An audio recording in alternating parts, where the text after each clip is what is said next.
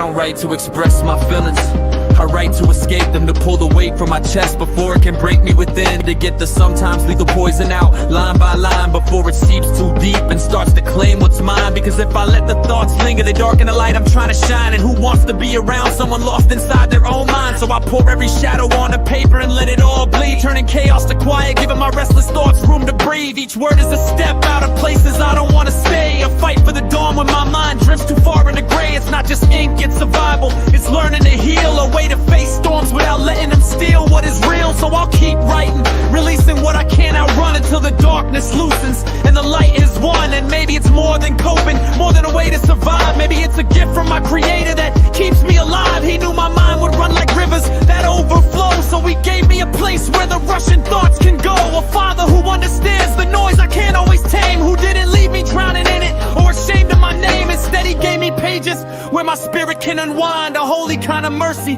for an overactive mind. So I don't just write in weakness, I write in grace, finding his hand in the chaos, his peace in his space. And I'll call him a good father as I lay it all down, because even in my breaking, he's never let me drown.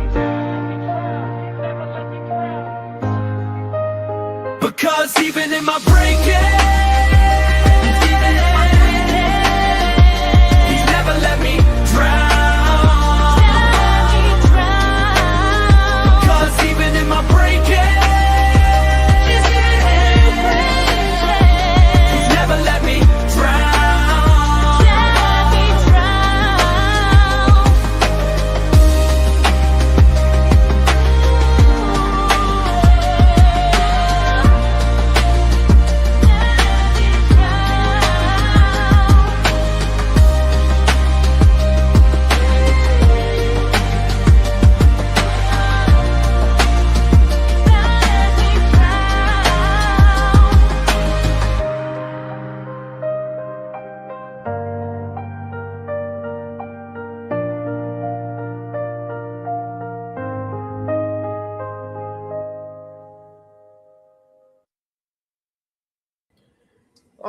All right. Welcome to Proverbs Guys Ministries. I hope you guys enjoyed that latest track from my wife, 21st Century Psalmist. Let me adjust this just a little bit. That is on the lower side. All right, that's better. I can live with that. Okay, welcome to the show, everybody. We're glad you made it. So I went looking through our playlist, our videos that we have done recently, and I felt like we needed a lighter episode. But the problem with that is the last time we did a lighter episode, we had people come on, and a lot of people got way too offended, right? They got offended at the episode we did about whether or not you believe the moon landing was real, which I thought was the silliest thing to get upset about. But it happens. People do, in fact, get upset over that stuff. Let me see. I'll switch this around. Here we go. All right, that's much better. All right, so I went looking through our list here, our live shows. We've got a few still coming up, a couple good ones that are going to be hitters.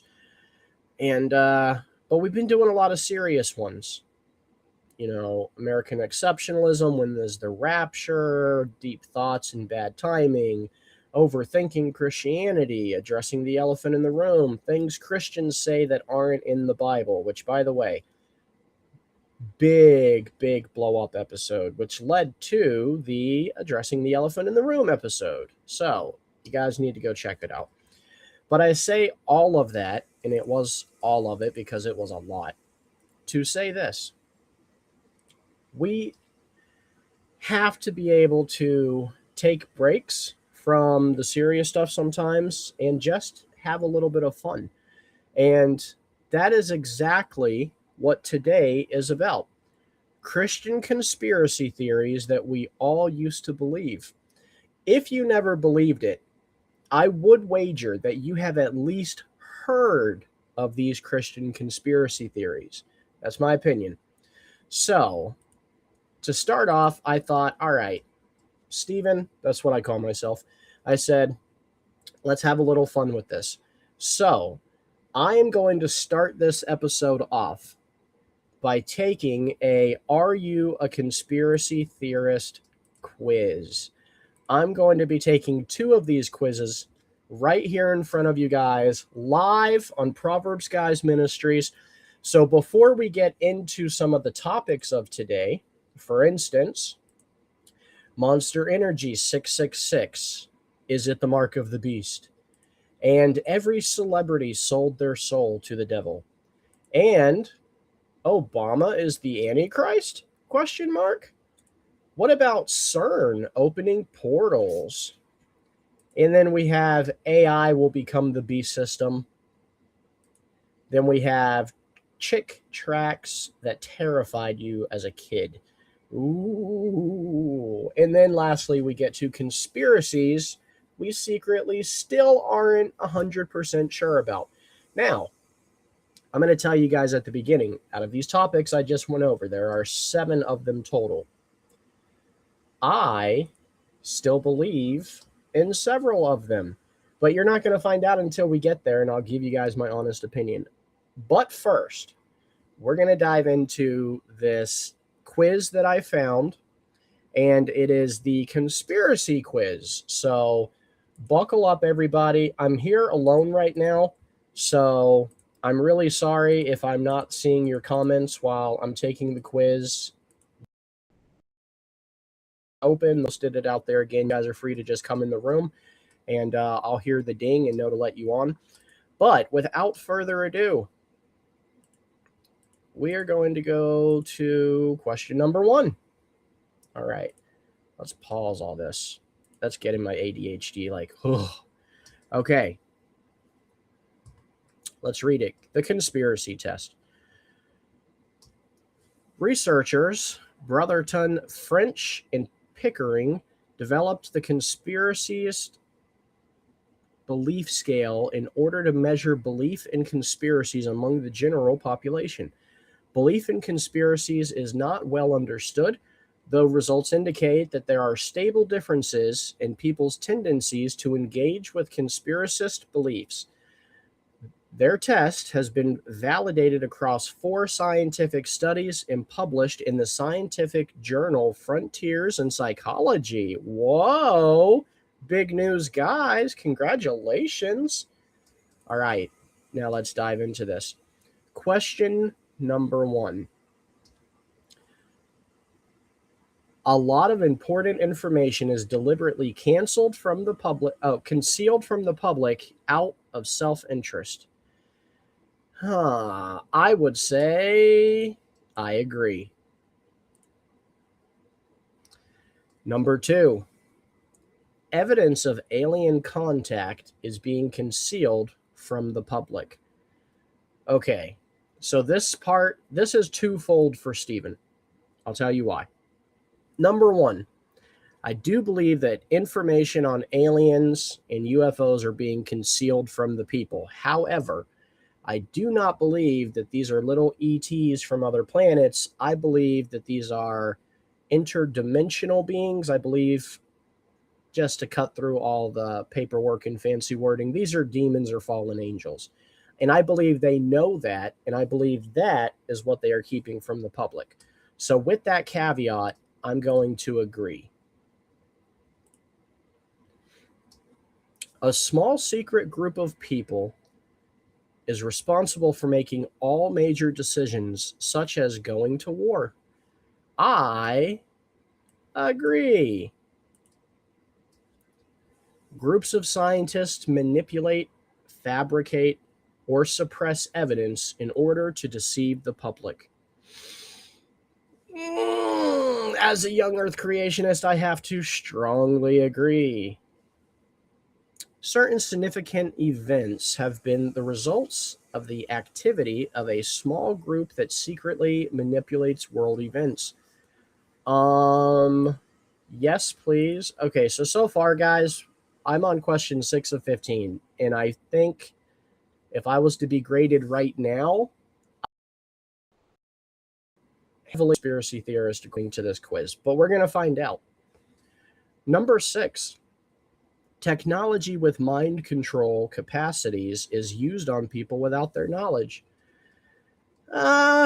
Okay, so I can get behind this one, but I haven't seen enough evidence yet. So I'm going to just mildly agree with this. I've heard about the CIA doing these type of tests. And a lot of times they use like LSD.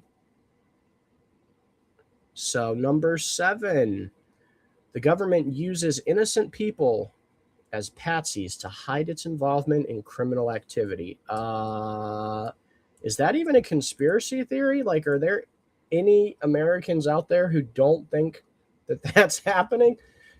Man, that's wild. You guys tell me in the comment section if any of you guys think that there's a chance that this is not happening.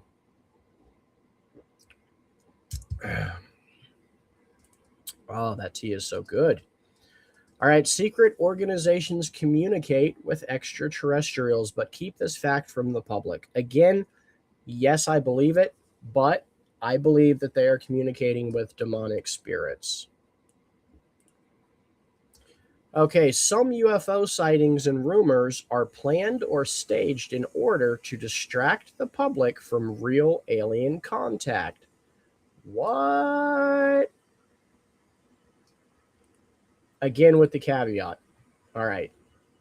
New and advanced technologies which would harm current industry is being suppressed. Guys, I'm sorry. I think I'm a conspiracy theorist.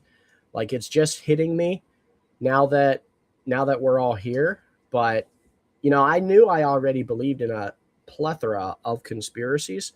But, you know, from the list, you know, like if we're just evaluating the facts kind of thing. All right. The government is involved in the murder of innocent citizens and or well-known public figures and keeps this a secret. 3 letters for you. CIA. All right, number 12. The spread of certain viruses and or diseases is the result of the deliberate concealed efforts of some organizations. Bloop. Okay, and I, of course, voted yes to that. So question 13 of 15. The government permits or perpetrates acts of terrorism on its own soil, disguising its involvement. No. No, say it isn't so. No, not our government. That would never happen. All right? You guys are being crazy right now. Now, do me a favor. I want to break this up for just a second. We've got one more question before I get the tally. And I want to share this with you just briefly. Let's see. Oh, did I get it? Do away with it? No way. Okay, so you guys do me a favor and check out Krista's new song because it is amazing.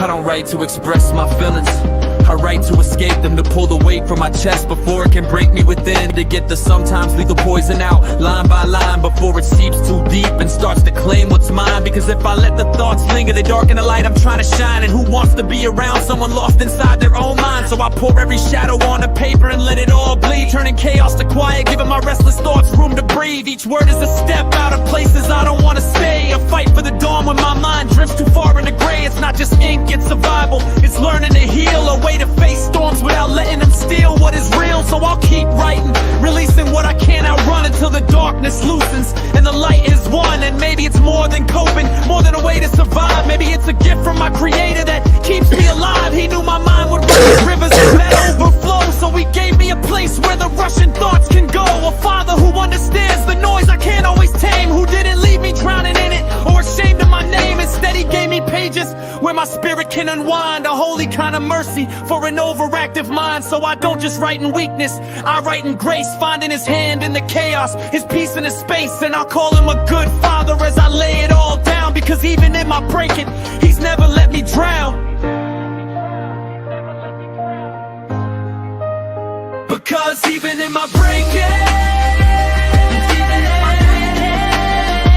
he's never let me drown. Because even in my breaking, he's never let me drown.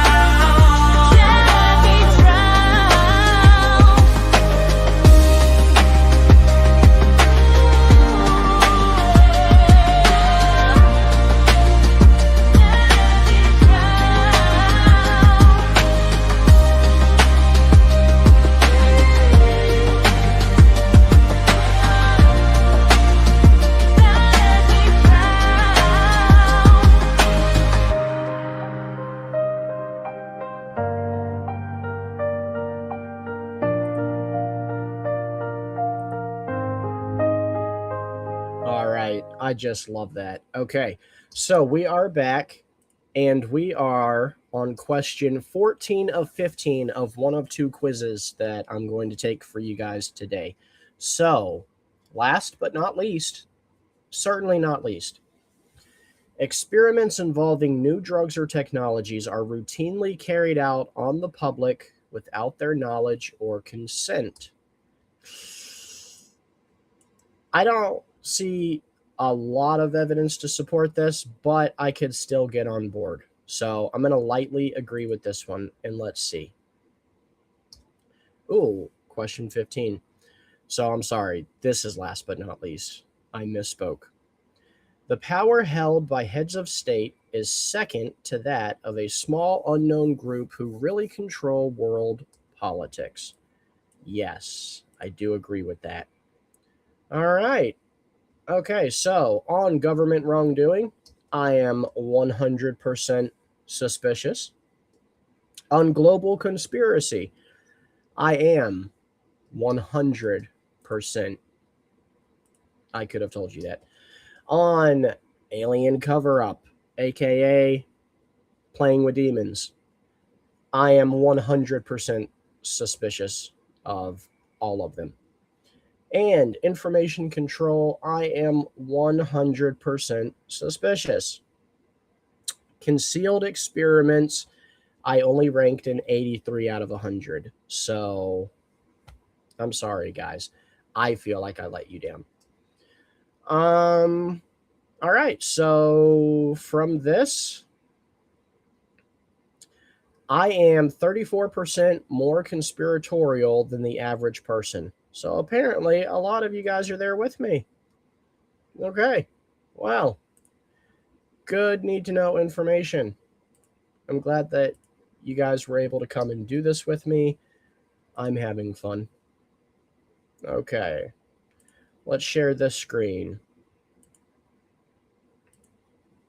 No audio necessary. All right.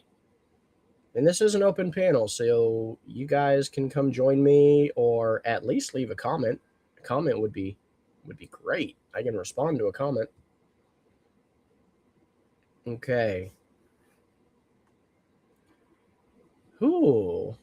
Number 1. The JFK assassination in 1963.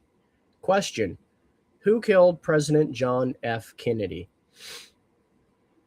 Possible answers. Number 1, the Warren Commission proved that Lee Harvey Oswald was a lone nut assassin.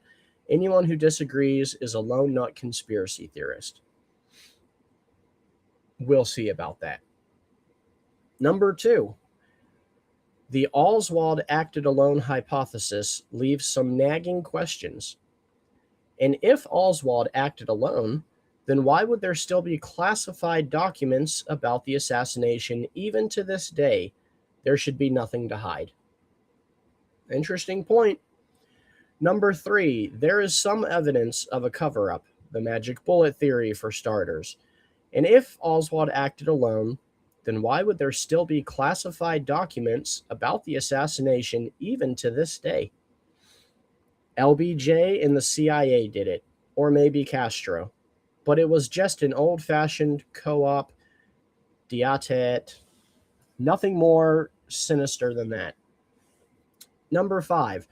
A conspiracy of international bankers controlled the U.S. Federal Reserve, and they ordered JFK whacked because he began returning the USA to gold and silver-backed money instead of the fraudulent Federal Reserve notes or dollars that they now print at will to control the boom/bust economic cycle. All right, so I'm going to say that there is some evidence of a cover-up, like the magic bullet theory. I have never heard a sufficient explanation that satisfied my inquiry about the magic bullet. So, all right, question number 2. The moon landing of 1969. Now, we did a whole episode not long ago about the moon landing, and it got a little bitter between some of our hosts, which is unfortunate. Because, I mean, different hosts here at Proverbs, guys, they have different knacks that they like to study. So what happens when you have two hosts that both have similar niches, and it happens to be cosmology, stellar evolution, and they disagree with one another about the moon landing, primarily because they disagree with each other about the shape of the Earth. But that is a different conversation, and I didn't want to have that conversation today. So we're just sticking to the all overall conspiracy theories. And so question number 1. Of course, the U.S. landed men on the moon in 1969. We've all seen the famous Neil Armstrong footage, "One small step for mankind." Well, maybe they touched up the TV footage a bit, and the first ever moon-based broadcast was amazingly clear, but still, the U.S. landed on the moon. Option 3. The moon astronauts Neil Armstrong and Buzz Aldrin were Freemasons who were in on the plot to make a fake moon landing movie. I've never heard that one. That one is a new explanation to me. The number 4, the famous moon landing footage was just a movie directed by Stanley Kubrick.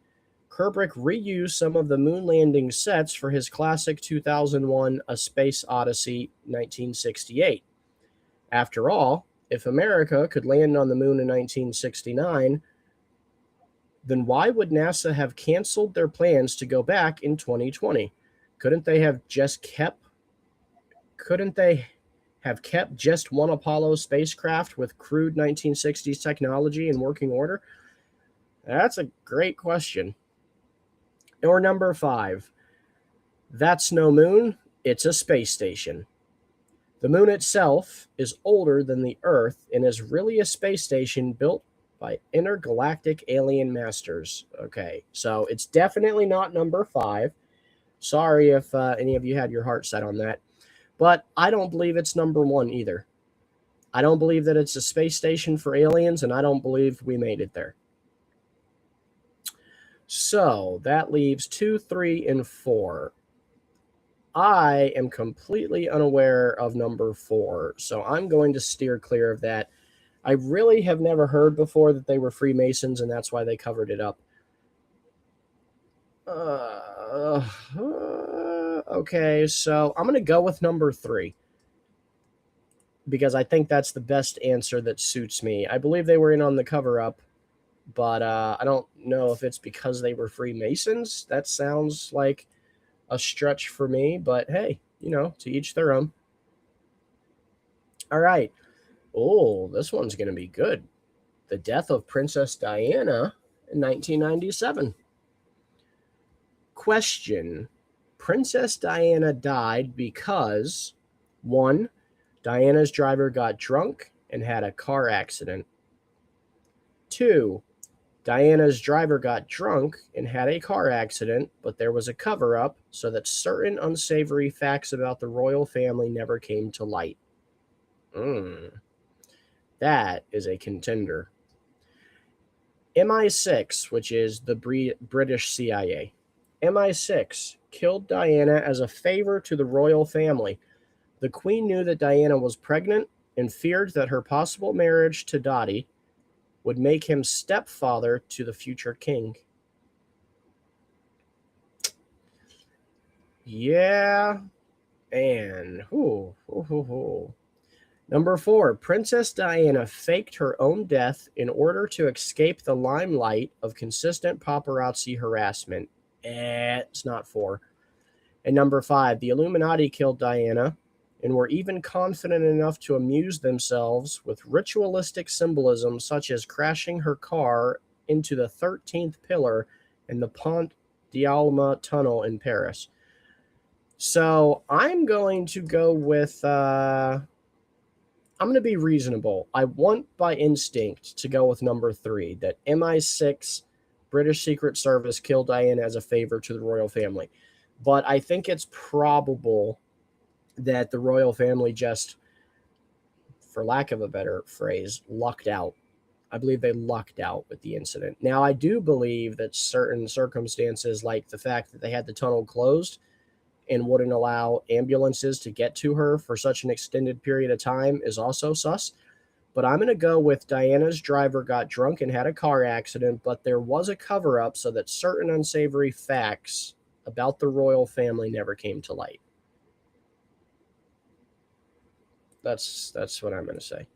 All right, this next one is going to be a hot topic, right? We're getting into 9/11, and 9/11 is still fresh in so many people's minds and hearts, so we want to be respectful. All right, 9/11 attacks, 2001. Question: what is the best explanation for the terrorist attacks that occurred on September 11th, 2001? The official story: everyone knows that Osama bin Laden, from his cave in Afghanistan, orchestrated the 19 suicidal terrorists to hijack 4 airplanes and slam them into the Twin Towers and the Pentagon. Number 2, incompetence. The FAA, the Air Force, and the Bush administration were all incompetent on 9/11. How could the terrorists hit 3 buildings within a 50-minute time span without encountering any resistance at all from the mighty multi-billion-dollar U.S. Air Force, and afterwards nobody got fired, only promoted? Strange. Number 3, the cover-up. The Bush administration is guilty of a cover-up. Bush resisted any investigation about 9/11 and finally allowed a bare-bones 9/11 investigation with less than 20% of the budget of the investigation into the Monica Lewinsky affair. The FBI fabricated ridiculous evidence, including Mohammed Atta's lost suitcase, containing a Quran, flight manuals, and his will. Another hijacker's passport was discovered unscathed in the burning rubble beneath the Twin Towers. Isn't that interesting? Number 4, the Bush administration knew in advance that the Al-Qaeda attacks would take place, but let it happen on purpose to rally America for the never-ending war on terror abroad and to attack Americans' civil liberties at home. I really want to push number 4, but I'm going to read number 5 first. Number 5, the inside job. President George W. Bush, a cleverly disguised genius, was, wow, this one already lost some validity right there. President George W. Bush, a cleverly disguised, all right, I'm just going to move on, was the criminal mastermind whose administration planned and executed the 9/11 attacks. His cabal's motives included personal enrichment via no-bid war contracts and control of the Iraqi oil fields. The Bush administration was in a unique position to order the stand-down of the U.S. Air Force OED. All right, so I'm still going to go with number 4. I believe that they had information it was going to happen and allowed it to happen. because war is actually good for the economy. You can borrow more. And yeah, we were at a really bad economic time in the country. If you guys can think back and remember, I remember back then, like 2004, 2005 in Florida, that gas hit right at $5 a gallon. To think about, like, I live in Alabama. Think about it, Alabamians, how hard it would be right now with our pay raises and our cost of living increases to be paying $5 for a gallon of gas. We did that with less money in the early 2000s because of this war. Like, it was a bad time. All right, so I'm going to go with the Bush administration knew in advance that al-Qaeda attacks would take place, but let it happen on purpose to rally America for a never-ending war on terror and to attack civil liberties here at home. And I believe that. I believe that with my whole heart. All right. U.S. election fraud in 2004. Bush versus Kerry. Did Bush steal the 2004 election? Number one, Bush won fair and square. Number two, it was messy in Ohio, but Kerry didn't contest it, and CNN said it was okay. So justice was served. Number three, Bush stole it. Ken Blackwell, Bush's campaign manager in Ohio, gave Ohio's electoral votes to Bush under dubious circumstances. Votes were counted by Diebold and ES&S Systems, which are Republican-affiliated companies. Kerry won the exit polls in both Ohio and Florida, yet somehow lost both states. You know, this is, I don't even know if this is true, but this is a perfect reason why we need more election integrity. And I'm a big fan of poll watchers. All right, number four, Bush winning this election had been planned long before. The Bush crime family has worked with Kerry before, such as when the Kerry Commission, 1987, whitewashed the Iran-Contra investigation and let Ollie North off the hook. Kerry's conceding the election without a whimper is further proof that the election was only a show for the gullible masses. Or number five, Bush and Kerry were in the secret society Skull and Bones together at Yale, and so they're probably in the Illuminati together now, and they're probably even related by blood. Likely, nearly all U.S. presidents are really related. I've heard that one before. Yeah, I'm going to go with number two on this one. I'm going to say that it was messy in Ohio, but Kerry didn't contest it, and CNN validated it. If there was any sus activity there, I have to believe that CNN would have shouted it from a rooftop. And the fact that Kerry didn't try to contest it or call for a recount, I don't know. I don't think so. So I'm going to go with the safer bet. Let me check on comments real quick. Hello, liberals. Hello, Terry. We're taking a conspiracy theory quiz. And if you would like to come take the conspiracy theory quiz with us, we would love to have you. I'm going to post the link again for everybody. And Gene Splice says Larry Silverstein was allowed to win the WTC MGMT lease bid when Roth and Trump withheld their winning bid in April 2021 or 2001. Ugh. Yeah, that's interesting.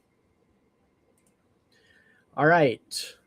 Next question. Aliens. Do aliens exist? Yeah, maybe there are aliens. If so, the government hides the evidence from the people. I skipped over number one because there are aliens. Yes, there are definitely aliens. The U.S. government maintains underground bases for their secret alien masters, like the bases under the Denver airport. Yes, there are definitely aliens, and moreover, the aliens have disguised themselves as the great royal families. All right, man, this gets conspiracy.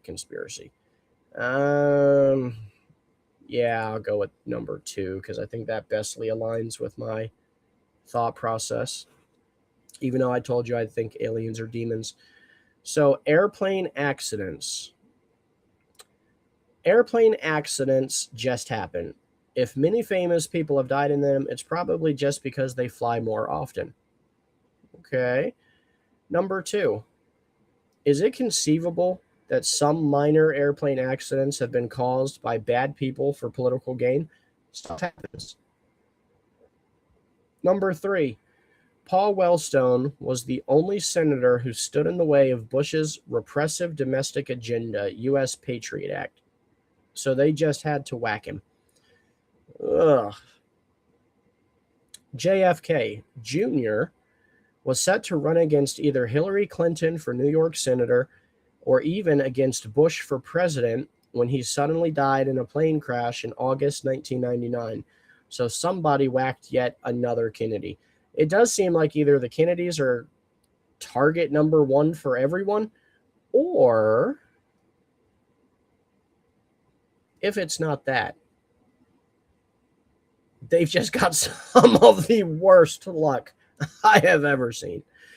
Number 5. All right, nearly every high-profile crash, Lockerbie, TWA Flight 800, has been a deliberate sabotage or shoot down for nefarious political purposes. I'm not going to go that far. I'm going to go with number 2. It is conceivable that some minor airplane accidents have been caused by bad people for political gain. I would even say quite a few. Definitely not all.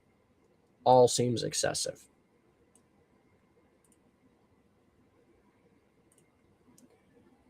Hey, what is up? What's up? How's it going, Diamond Dave? Going. I see you're doing conspiracy theories. Yeah, so I'm almost done with this quiz. Taking 2 quizzes to see if I am a conspiracy theorist. The first one said yes, absolutely. And this one I think is a little bit more detailed, so I'm waiting on the results from it. And then we're just going to talk about different conspiracy theories. Cool. What do you got going on today? Not much. I'm just vibing. Okay. Taking it easy from work? Yeah, I got a video ready to drop and just kind of poking at some stuff, but I'm just taking it easy. I didn't sleep much, so Why not? I'm just chilling.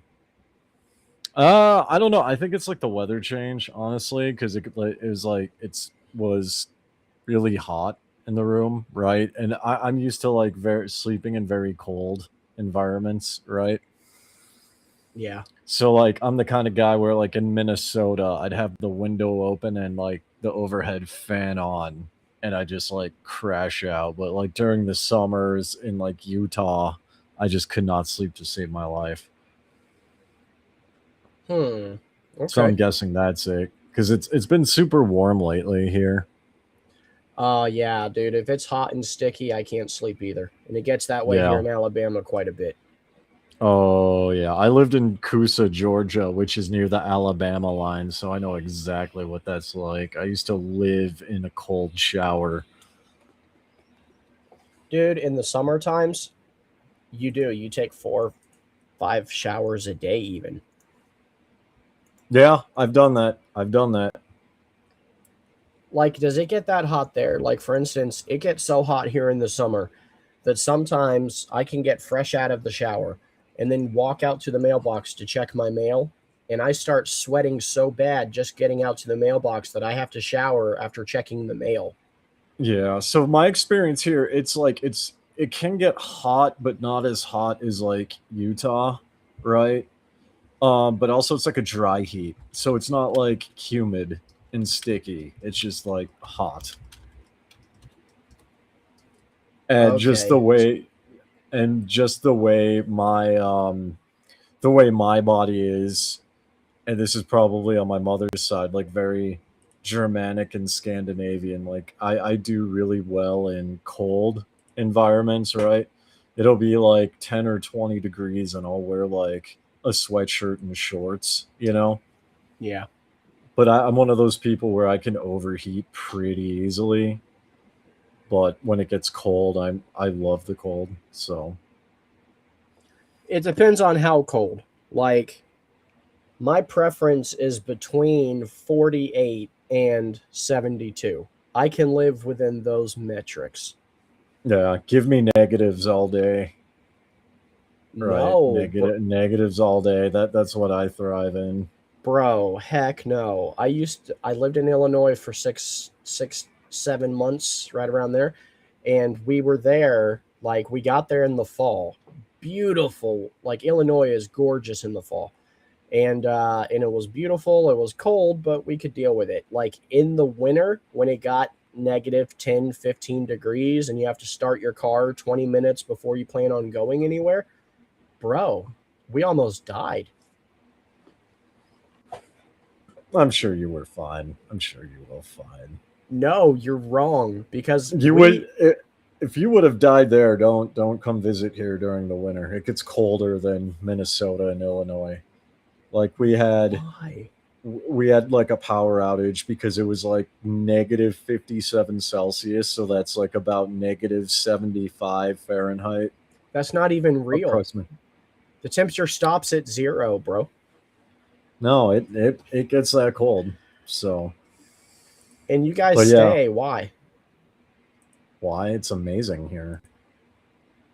You think so? Oh yeah. I mean, I'm not challenging you. I've never seen it. Yeah, it's amazing here. The pace of life is like much slower than the US, and the environment's much more chill. There's a lot less like violent crime and things like that, Mm. So How is it rights wise? You guys got a lot of rights there? I'm gonna be honest, I don't really know. Okay. Well, I mean, I'm a foreigner. I can't like vote, right? And like people leave each other alone.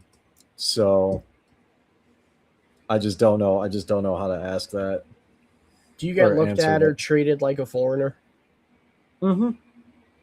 Like, Yeah. is it a good way or a bad way? Usually like I don't know. Like when I first got here, it was a lot, and it was like usually good. I haven't had really too many I haven't had any like open negative encounters, right? Um, I felt occasionally I would feel like judgment from like an elderly person, but it's not like the norm that I've experienced. And But that was just like, why are you here, young man? well, no, it's more of like because my wife is Mongolian, right? So it's more of the Oh, traditional thing. so do they look Um, at you like you came there to marry up their women kind of thing? yeah. But aren't there like Um, an excess of women in the Asian countries typically to like where they that can't find husbands? that I don't know, honestly. Yeah, I don't know. I've had an overall positive experience. I can't think of any real negative experiences off the top of my head. Um, but yeah, I mean, there's a lot of like expats here, especially in like this side of like Ulaanbaatar. So it's I would say I get the occasional look, but people don't make a big deal about it. Welcome, Scoobert. I think this is your first time hanging out. Yep. So I have a conspiracy. I can't like sleep because sometimes the idea is Peter killed Judas between the death and resurrection. Okay. My question would be like, where does this conspiracy theory originate from? Well, I'm trying to strip away all the magic out of the narrative, right? I'm trying to reduce miracles to the simplest possible explanation. And this pattern of behavior struck me as highly probable that Peter lashed out against Judas, and a lot of his behaviors were God used to promote the spread of Christianity. It's using the Antichrist against himself. Didn't Peter? Well, I can maybe follow that because Judas like supposedly hung himself, but I And I there's can two maybe accounts make a of it. It's case the for thing, that. and they both conflict. One of them says he hung himself, and the other says he burst open in a field. I Well, think my both of question those is, can be didn't true. yeah, I mean, didn't Peter? Wasn't it Peter that cut off the ear of the Roman soldier with a sword? It was probably Yeah, there's Peter. other stuff too. He Yeah, does and have he had he does angry seem to have anger outbursts. issues. Yeah, I could see him. I could see him out out of all of the apostles. I could see And him being the one to take revenge if that's what happened. what really gets me about it is there's nothing about Judas. Like, we know nothing. He was there the whole time, and we have the one interaction where he holds the purse and John calls him greedy. Yeah. Then there's the Last Supper betrayal. I mean, And he's isn't called it? the son of perdition. Jesus doesn't even address him the same way as he does the adversary, Satan, which he calls Peter directly. And Judas So was I do see destroyed. several issues with it. Like, if I can, one, you would have to doubt the account of two different gospels, and that leads to questioning the entire narrative altogether. And two, it seemed like you mentioned you were trying to take out you put it as magic, but referring to miracles. You were trying to reduce all the miracles to their simplest natural explanation. And I think Yeah. that gives you a flawed starting point too, because we are a supernatural faith. Like, the entire premise That of it means is beyond taken off the scientific supernatural. explanation. That doesn't mean magical. Magical means fiction. Right.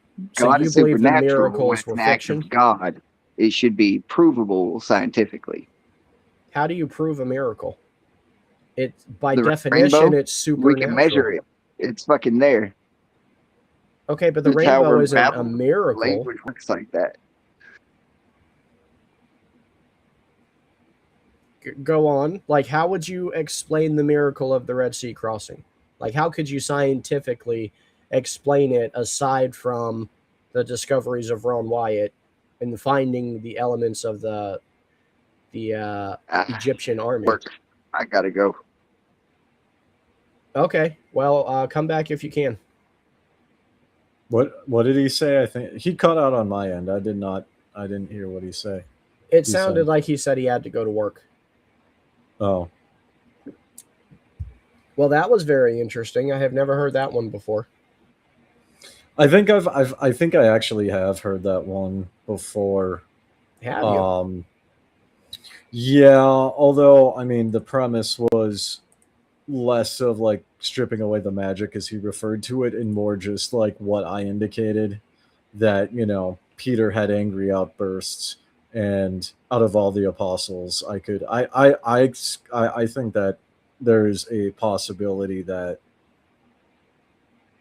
if it did happen that way, because I mean ultimately we don't necessarily know, right?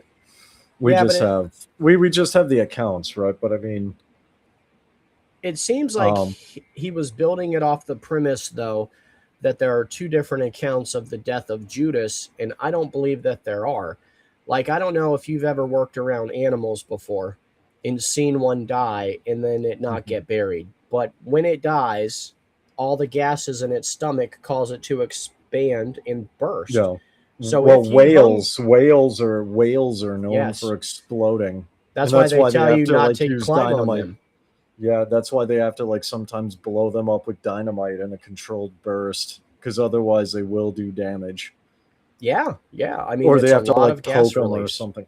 Yeah. So, I mean, yeah, and I mean he's burst open into a field. He hung himself. Yeah, that's fine. The only reason why I just kind of lean that way, again, I'm not saying it's true one way or another. And to be honest, I don't think in Christianity it matters how Judas died, right? Because that's not the point of the Christian belief system, right? But I mean, it's kind of like the whole Epstein thing and like other notable people. You know what I mean? Oh, they unalive themselves, they hung themselves, and it's kind of like, yeah, all right, sure, somebody offed him. And so that's why I'm open. I guess I shouldn't say lean towards, I'm open to the possibility that Peter had an angry outburst, and whoever written that account, it is probable because we've seen this in like real life, whoever wrote that account was like, yeah, Peter had an angry outburst again. Yeah, I will just say he hung himself, See, And since it's, here's where I think he missed it. Like, if he was looking for a conspiracy about how Judas really died, the angry Peter thing, okay, I could follow along with that if you showed me a little bit more, but it would have been so much more plausible to say that it was the Apostle Paul before his conversion. Back at the time when he's about to start killing Christians. Like, the real conspiracy theory should have been, did Saul of Tarsus murder Peter because he was repentant about it? That would have been a much better conspiracy theory about how I think Judas died. Yeah, I was gonna say I think a better conspiracy theory is like the ancient alien theory where Jesus ascended into heaven, right? And like, what was it? I'm blanking, but it's either Elisha or Elijah, but they like went to heaven on like a chariot of fire, right? I feel like a better conspiracy than what dude was talking about was like, what if like Jesus and Elijah or whatever were aliens and they were taken up to heaven in like a UFO? I think exactly you're talking about Ezekiel. Ezekiel Or was taken Ezekiel. away in the chariot of fire. Yeah. Okay, I thought didn't Elisha or Elijah also go on a chariot of fire, or were they just ascend? They just Elijah was taken up in a whirlwind, which they explain kind of like a tornado so like of fire or something. like UFO lifting up a cow. Yeah, I mean, see, there you go. Ancient alien theory. Well, I know. I'm not saying I subscribe to this. I'm just saying that is a conspiracy around. No, and you know what? I don't have a problem with that because we know that the fallen angels came and they intermingled and they had a lot of knowledge, and that probably did lead. Like, I don't believe the first, second, or third books of Enoch. I think they're later Greek writings and translated into Hebrew. So I don't believe that, but I do believe that they had technologies that they could have taught mankind. And we do see a lot of ancient people with scroll writings on the walls about alien ships. I just believe aliens are fallen angels. But I believe they have all this technology. No. All right. Yeah, that's a fun conspiracy theory to go down. I don't even know if it has to be a conspiracy theory unless you just like flat out don't believe in whatever aliens are. But I think we have enough evidence that there are something. Well, and this is where like I do want to push back on the dude a little bit because he seemed cool, and it's like I get where he was going, but I'm not sure how that fits a conspiracy. Because going back to what I said earlier, the Christian like mythos or the Christian like storyline is about like Jesus all the way through from Genesis to Revelation, right? Judas is just like a pawn in the whole thing. He's just a dude, right? So like how he died doesn't have any impact on the overall intent of the story. So why would that matter in the first place? You see what I'm saying? Yeah, no, I get. You're saying like it's not even a secondary, but like a third issue, how he I would died. say it's more like a fourth or even fifth because it's like, I mean, like, okay, so let's say Scroobert's correct. How does that change anything? Why does it even matter? You know what I mean? Yeah. Like that's not gonna win converts. That's not gonna, spread the Christian religion. That's not gonna change that's not gonna change like what 2,000 years of religious history. You know what I mean? It's just like what so what? Yeah. Yeah, no, that makes perfect sense. I don't know, but he seemed to be pretty passionate about it, so I didn't want to just shoot him down. But I did see. No, I don't either, because that's actually one of the more. I will say this, although it doesn't like matter from like the Christian worldview lens, it's I think it's plausible. It's like one of the more reasonable ones I've heard. Right. So it's like I can get on board with that. You know, I just don't see how it matters. The thing I would encourage him to not do, though, is don't start discounting the Gospels or acknowledging inconsistencies. Like, search for why there appears to be an inconsistency, because I see the same problem, like going through the Hebrew roots so many years ago. I realized how many people believe that the Apostle Paul is a false apostle. That's a huge conspiracy theory in the Hebrew roots. And then that leads them to start taking out anything in the New Testament that's written by Paul. And that's dangerous. You lose so much good, rich theology when you take out parts of the New Testament. Sorry, I'm doing damage control. Keep talking. I'm doing damage control. Oh, come on. Come on. Yeah, Gene Spliced, you're welcome to share something in the chat as long as it's not inappropriate or going to get the channel banned and you're not just trolling. Yeah, go ahead. I'm very secure in my faith, so I doubt it's going to be faith changing for me, but my friend. Okay, yeah. So, yeah, no, I was running damage control because the video I said was going to drop already dropped, right? I thought I scheduled it to drop at like 4 a.m. my time, which is when I normally do it, but I guess it dropped at like midnight. And so I had to like do it. Oh, so, okay. I was going to ask you that. Whenever you upload videos, do you upload them instantly or do you post them out a few days? So I first of all, I do them as unlisted so I can like do the SEO and the hashtags and everything like that. And then when everything is prim and proper, then I will schedule it. Okay. Right.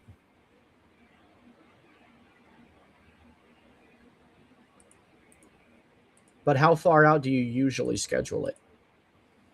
Usually the next day, right? So like I worked on a video today and then I'll drop it the next day at 4 a.m. Did you go watch that documentary yet? No, I haven't. It's something that I gotta like, because I've been like not able to sleep and I've just been like in a weird state. So it's like I want to be awake for it. I haven't even had the energy to do much of like anything, right? But it sounds like it's like an hour, and if that's the case, then I'll throw it on in the background and like process and absorb it while I do other things. I just haven't had the energy to do other things. I'm tired. No, man, I don't blame you. I might take a nap in a bit for a couple hours and then start your workday. Yeah, basically. It's pretty cool though that just between your channels, that is your job. Like you are literally your own boss, and you have fun playing games. Like I know editing. I have fun playing games, and then I've got that consulting business that I started. Right, so that's is that taking off? It's kind of slow because people are interested, but they don't necessarily have money right now. Right. There are people who are interested, but they're, getting things ready, and it's a timing thing because of the different time zones. Theories of creation is one. I just wrapped up working with another guy, and he wants like a month to like try it out before he works, try out what he learned, and then he's going to work with me more. I've had some other people express interest, but. Do you want to go ahead and plug that right now for anybody who watches this episode and didn't see you on the last one? Yeah, basically what I do is I do like social media consulting, specifically with YouTube, because my YouTube is, and actually I saved a screenshot of this, but vidIQ, my vidIQ, today I am in the top 25% of YouTube creators based on views compared with my channel size, compared with monetization, right? So I do a combination of like, like I'll do like a channel audit, and go through and see what's working, what's not working, help you with branding, help you with monetization if that's your thing, or if your strategy is conversions, bringing you over to a business or a website. That's a different strategy, but I help with that as well. Merch, same thing. So. And how do people find you? How do they like get a hold? If somebody has a small channel and they want your help, how do they get you? I'm gonna actually have to set something up for that. That right now, like people have my email, and people who are interested already have my Discord or my Facebook. Do you want to drop those links in the chat for people? I suppose I could give my gaming Facebook page. Let me throw that in the chat, and you could just ping me there. Might as well, since I'm not uploading to Facebook much. I definitely should do that more, but mainly I'm focused on YouTube. So, because that's like where the monetization is. And yeah, why is TikTok's monetization so whack? Oh, that's because the US bought it. That's why.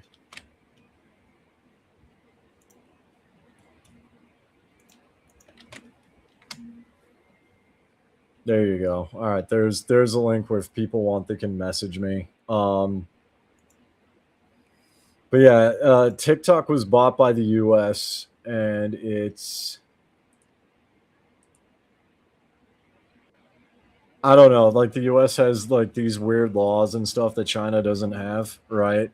And this is why when the US was going to ban TikTok, everyone went to like Weibo and Red Note and a bunch of other like Chinese sites, because they don't have the same censorship that the US does, right? So, and they paid out a lot more too. And now like TikTok influencers are scrambling to figure something out, because I'm seeing people's paychecks are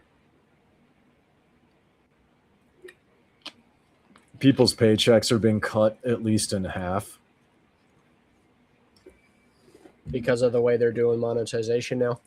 Yeah, because it's owned by the US, and US has different monetization standards. So I don't know the full nitty gritty with that. I don't really use TikTok. Yeah, I don't think anybody is. And this guy, musing God for profit. Y'all need Jesus. We're not even monetized, so, and I don't think you've heard me ask for a donation once today. We rarely do, but okay. And hey, I'm not a Christian, and I don't do religious things on my channels, so Yeah, I don't need Jesus. Well, I mean, I still believe you need Jesus, okay? But, yeah. I mean, okay, we could disagree on that point, but I think we can both agree I do not do like religious Christian promotion. content. Yeah, I do not do. We agree there. I don't even do religious content because there's no money in it. I mean, that's true, but I like it that way because it does help weed out some of the phonies who are in it for the money. Because you have to be like tell. Mike Winger. You have to be like Mike Winger, or like even like if you go in the Mormon sphere, like Jacob Hansen or something, and then you get sponsorships. You have to go about it like a different way than just ad revenue, because it's not like you could do what I'm doing the gaming channel, in the gaming sphere, where literally you spam ads throughout the whole thing. And since people who watch gaming channels, they have YouTube Premium, they don't see the ads, but I still get paid on the watch time. I still get paid even though they don't see the ads. So, but like if you're doing like content, like Christian content, many people don't have YouTube Premium, and so they'd be bombarded with ads every 2 minutes, and then they just wouldn't stick around. So they have a completely different marketing structure.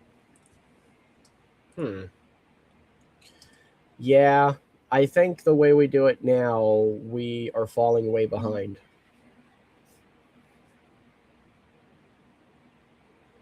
Because we're not willing to get any, like, ministry is not a business. But if you're taking in donations or you have any funds at all, and you're having to manage, like, you know, we have streaming software, we have other apps and such that we have to use. You have to run it like a business. Like, God doesn't want Christians to be in debt, so that's important. Although you, as a financial advisor, you said debt is good. I'm not a financial advisor, no. I have degrees in finance and accounting. Here's the thing, debt is neither good nor bad. It's like what you do with it, right? I mean, if you have a small business, you can write off the interest on your business credit card off on your taxes, right? So it's about leverage.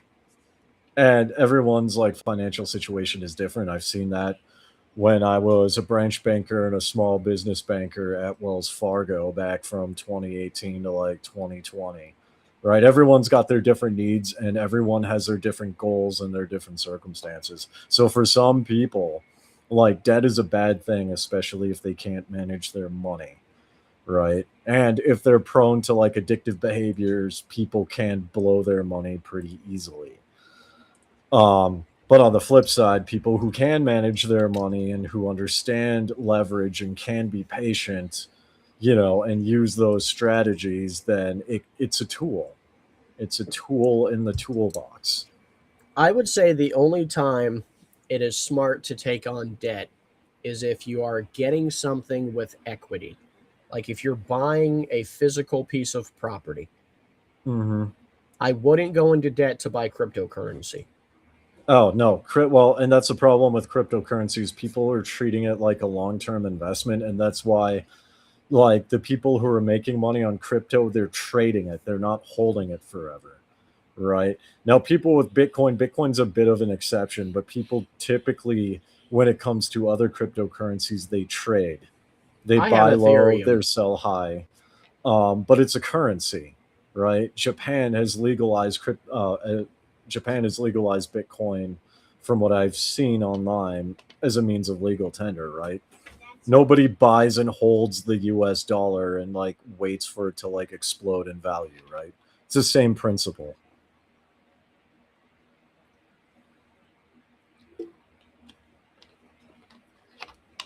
Well, Stephen. Oh, there's what- Stephen. No, is there a particular cryptocurrency that you think is safer than the others, or do you think it's Bitcoin is where it's at? I used to be into Bitcoin trading and like meme coin trading, but I've been out of that for a few years now. Right. And the reason is I mean, there are cryptocurrencies like XRP, which are tied to, they're basically, to put it simply, tied to like financial systems that are going global. But I've been out of crypto in general just because there are, for my needs, there are better financial opportunities elsewhere. And I don't know, I'm a little bit leery on cryptocurrency to some extent, right? I think if you're going to go the cryptocurrency route, you're better off going into like CBDCs, centralized the digital currencies of like centralized banks, because they're actually, you know, funded and backed by real institutions, right? That have assets, as opposed to like some dude on the internet who programmed it, right? I'm in favor of going back to the gold and silver systems and getting off of paper money, but I know we're not going to go back to that system. If we leave paper money, which we will leave the dollar, then we're going to go to an American cryptocurrency, which will lead It'll be a order. Well, it won't necessarily be crypto, but it'll definitely be like a digital currency. Yeah. And Sucks. I mean, like, well, the US can't go back to the gold standard. It would literally shatter the economy just because of, I mean, the trillions upon trillions of dollars that have been printed, right? If you go back to the gold standard, that would shatter the US economy. Yep. Not to the petrodollar, and that would cause global issues. And I mean, BRICS nations would ultimately survive that better. because they're getting off of the petrodollar anyway. But the US just doesn't have the gold or silver in its reserves to like match the trillions upon trillions of dollars that have been printed, that are in circulation, as well as like that is like owed in terms of like national debt, national deficit, things like that. Yeah, I think I saw where the whole world is like $100 trillion in debt. But who do we owe? Each other. You would think we would just have this mutual agreement at some point and be like, you know what? Let's just all take a bullet here and let's all forgive each other's debt and get debt in the world as low as possible. Give everybody, business tax cuts in exchange for it for so many years. And let's like eliminate some of this $100 trillion debt. Well, the problem with that is like, and this is where like currency comes into play. It's that debt is people owing each other, right? And countries and institutions are constantly wiring and moving money from place to place, right? It is a circulatory system. Now, if everyone decides, okay, we're all debt free, well, then that circulatory system stops. And then that would also lead to global issues, especially in like developing nations, because many developing nations like in Africa and parts of Southeast Asia and South America, they are reliant on this cash flow of money, not just going out, but money coming in, right? It's circulatory. And if it stops, many economies would just go under. Yeah, I mean, there's probably a lot of truth in that, but the status quo is not sustainable either. Like even our Social Security program goes bankrupt, I think, in 2037. Oh, yeah. So Social Security is a little bit different because Social Security is like, and this is where I take issue. I've always thought Social Security is like a Ponzi scheme, right? Because I've always It had is money now. to do. Yeah, and I mean it is now and has been since for like decades. But I mean, like it's ultimately a Ponzi scheme, and like you can't sustain it forever, like you said. But also too, there's a lot of issues with like using that as a crutch, right? Whereas the individual, if they were to keep that money in their paycheck, they could save, they could invest, they could pay off debt, which would free them up financially, which means they wouldn't need to depend on it. Because the cost of living is so high, like most of us are living behind, we're always behind on a bill. Like, so if we had that extra on the paycheck, we would just break even. I still don't think we'd have any money left over for future investments. I mean, I suppose it depends on like the state and the cost of living, right? It's bad right now here. And also too, how much money is taken out. I mean, the U.S. tax system's kind of jacked from the get-go, and part of that is Social Security, right? Property and real estate is probably the best investment at the moment. Yeah, so like basically any tangible asset with inherent value is a good way to go. Gold, silver, property. Those are long-term investments. The only issue is that they are illiquid assets. So do keep that in mind, right? Because there are like, and this is how real estate companies go under, is they buy a bunch of real estate and they have tons of illiquid assets, but some of them don't have the appropriate amount of like liquid assets or cash flow on hand. So when the economy snaps, they have to sell off. But the problem is there's no one there to buy it and they get screwed.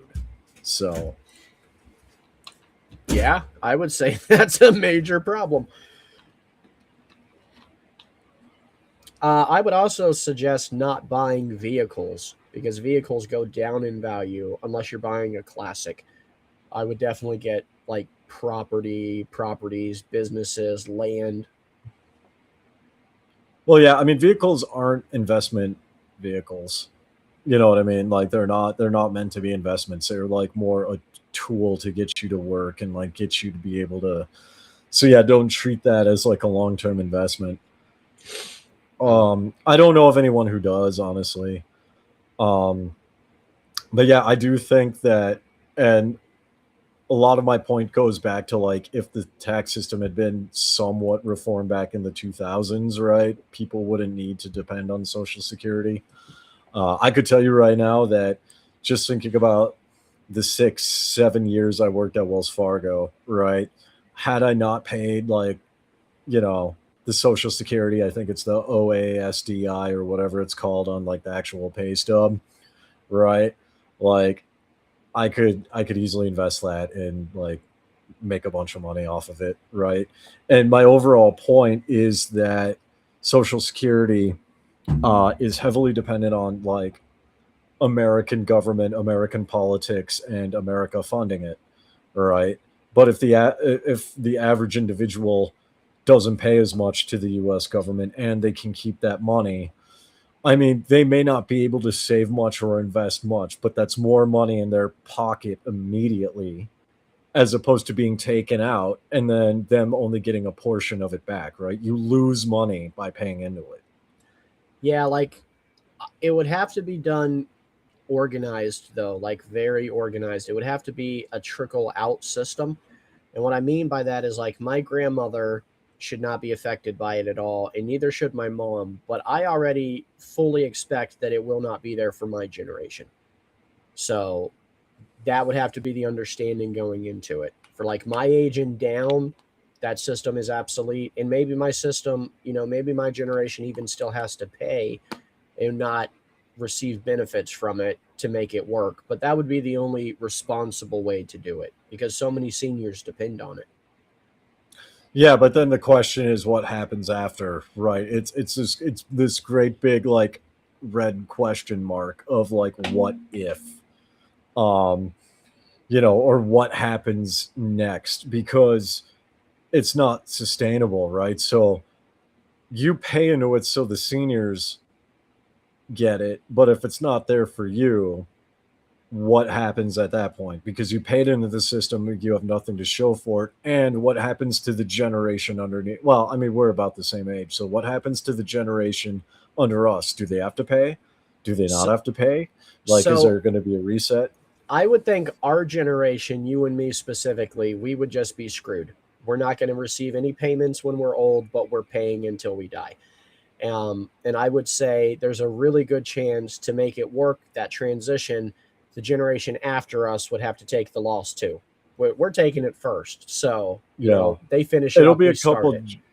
Yeah, but at some point, it's like an engine that seizes, right? Because currency again is like a flowing system, right? So it's like, how do you restart that system?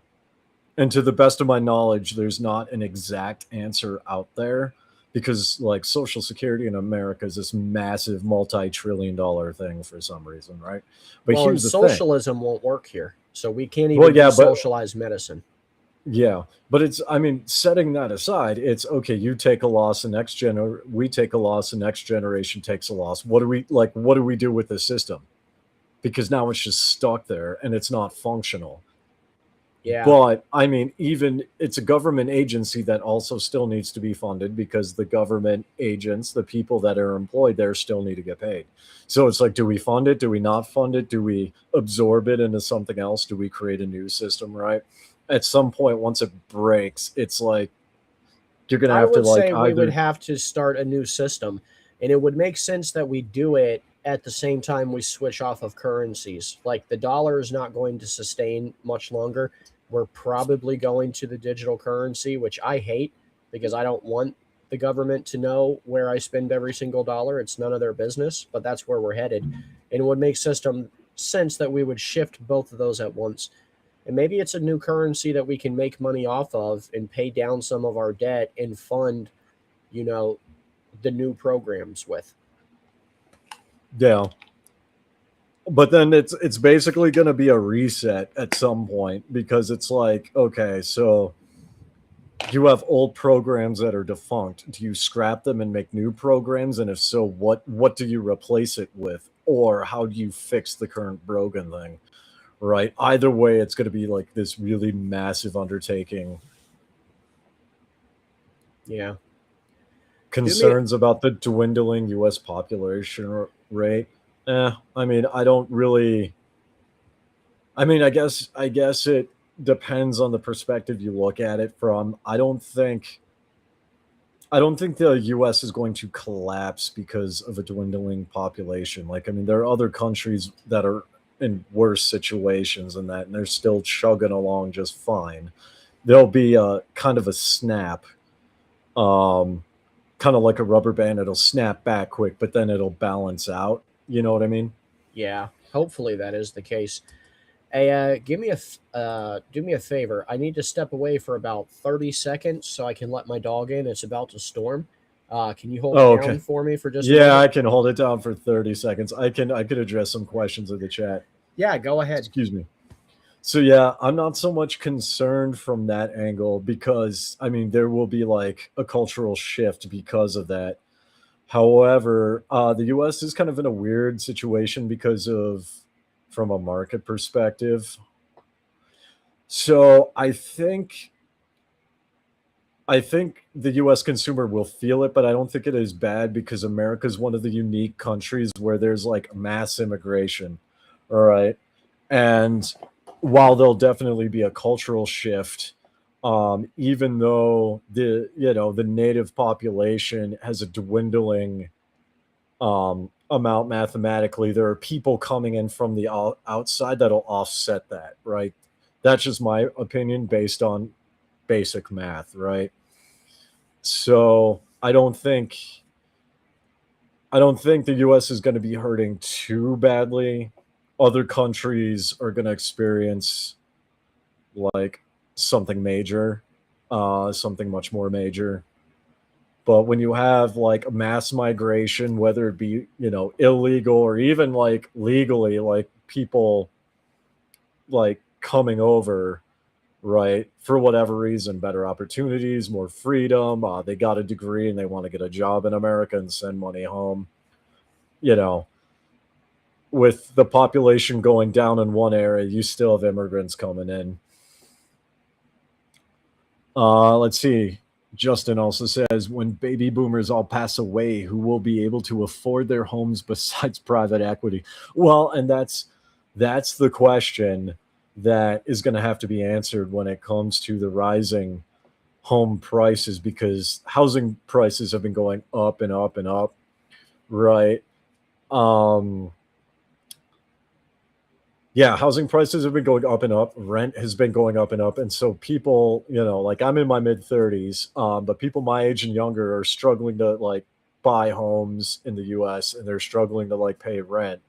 So like how the housing market, I think, will ultimately crash at some point because you can't have infinite growth. You know what I mean? You can't have infinite growth. So at some point it's gonna buckle under its own weight and nobody's going to be able to afford the houses.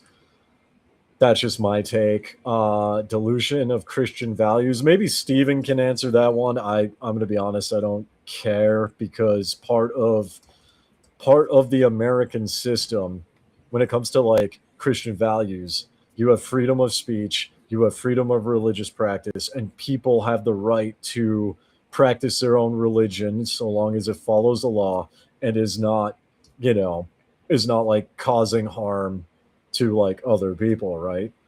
So Christian values, I mean, they're certainly there in America, but you have native born people like myself who are of other faiths, right? They're of other religious practices. So I think that's just going to be natural regardless of whether or not there's a bunch of immigration, right? And as for the American standard isn't as high as it used to be. I mean, the American standard died in the 60s, right? Well, no, I take that back. It died, I would say, maybe around the 80s because Detroit and a couple I other would say the cities were late like 80s. the late 80s, yeah, because I'm thinking of Detroit and like, Ford and Chevrolet, right? Like American American muscle cars went out the window, then Well, American and the auto nail in manufacturing the nail in the collapsed. coffin came from Clinton, though, with NAFTA, GAFTA, and GATT. Those trade agreements wrecked us. We never recovered. We never will. Yeah. And I mean, as for the American standard, like now the American standard isn't that high, right? I mean, I'm not trying to be harsh here, but like, living in Mongolia, we buy things from China, and we buy things from Japan, and those are much higher quality than I've seen living in the U.S. for a good part of my life, you know. And there's like, part of that just has to do with regulations, right? Part of it has to do with like planned obsolescence isn't really a thing here, right? People make things to last in Asia and just in other countries in general. People take pride in their work. But in America, because of like how corporate profits and like the profit margins work and the shareholder mentality is, they want to sell you something that breaks so you buy more of the same thing. Yeah, that's true. Well, also because of free trade, we have had to reduce the quality of our products. At one time in this world history, there was no better product than the American made product, but that's not the case anymore. Like now, Well, yeah, we're and it building depends on everything what in it was crap too. factories. It Do what? depends on what it was too. It depends on what it was too. So, like back in the 80s, obviously cars, medical supplies, Yeah. yes. Now, when it comes to things like clothing, I would debate that, because denim clothing was high quality, but there were other countries that were producing like high quality cashmere that you just cannot produce in the US. Yeah. Right? You just can't. So, I would say back then it was a bit more of an even playing field when it comes to that, and it's more situational depending on what we're talking about. Computers, I would say in the 90s, I don't know, like even then that's debatable, but I mean, like now, like you're not competing with Samsung. Like America cannot compete with Samsung. No. And since Taiwan is like, making all the microchips for cars and missiles and computers, you know what I mean?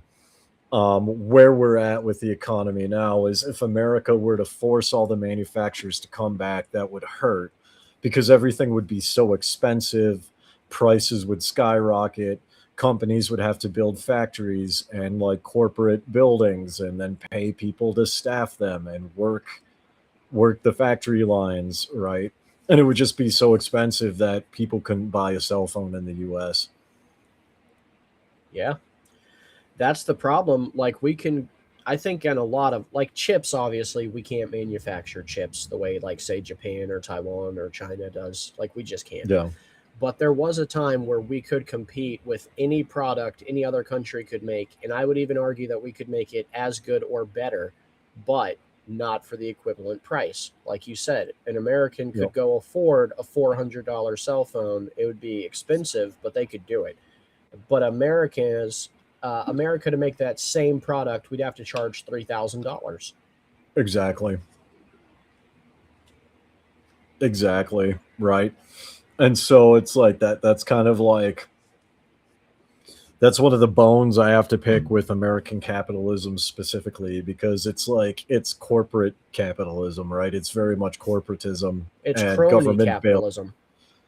Yeah, and I mean, like, other countries are more capitalistic than America is in some cases, I would argue, because, and a key example of this is like the government bailouts, right? If a company goes under in a different country, you're it depends on which country, but generally speaking, you're screwed,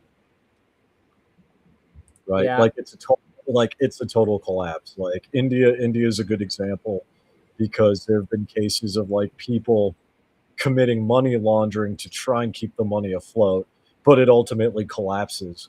And literally everyone, even the corporate executives, are homeless on the street because they lose everything. There's no bailout for that company. They'll bail out Yeah. the bank, which is its own set of problems, its nationalized banking system, but they won't like bail out the companies. You are literally screwed unless you have money on your own. Yeah, and Justin Harris here, like, this is something you and I can relate to. Born in 84, so sort of on the cusp. Did everything I was supposed to, and now the goalposts have changed. Paid in, and now the rug's been pulled out from under me. And this doesn't just go with like financial stability or future investments. This goes along with like losing rights even. You know, because I was born in 89. So I was like 10 or 11 when 9/11 happened. So Same. I'm old enough to remember what the world was like before 9/11 and how much freedom we had versus after 9/11, how everything changed overnight. Yeah, I gotta ask, what month were you born in? Because I was born in 89 too. I'm an August baby. Ha! I beat you again. No, I'm just kidding. March. I was born in March. Yeah, I wish so I could say something bad, but March is a fine month. Yeah, March is good. Yeah, and I mean, yeah, 9/11 changed a lot. But yeah, it's kind of interesting. Nvidia is worth a crazy amount of money, and I mean, I was born on the cusp too, so it's like computers were like the like a MySpace. MySpace was like the world's only social media platform. Yeah, right. Other than So AOL chat rooms. Well, yeah, but I mean, there's AIM, you know. Yeah, there's AOL chat rooms, but like when we think of social media now with your profile picture and your friends list, right? MySpace was the first. And it was great. Yeah.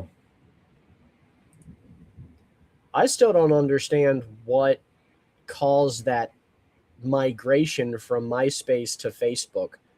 Like, because MySpace had so many more functions. You could have a song play when you open up your background. Like, you could really personalize it and show people your character. And we lost part of that when we switched over to Facebook. Yeah. That's a good question. I don't actually know.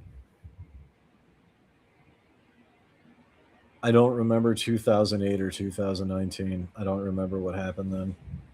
Iron Matt says he's in manufacturing and it's booming over the course of the last year. So I would say that's good. We need more of that. Yeah.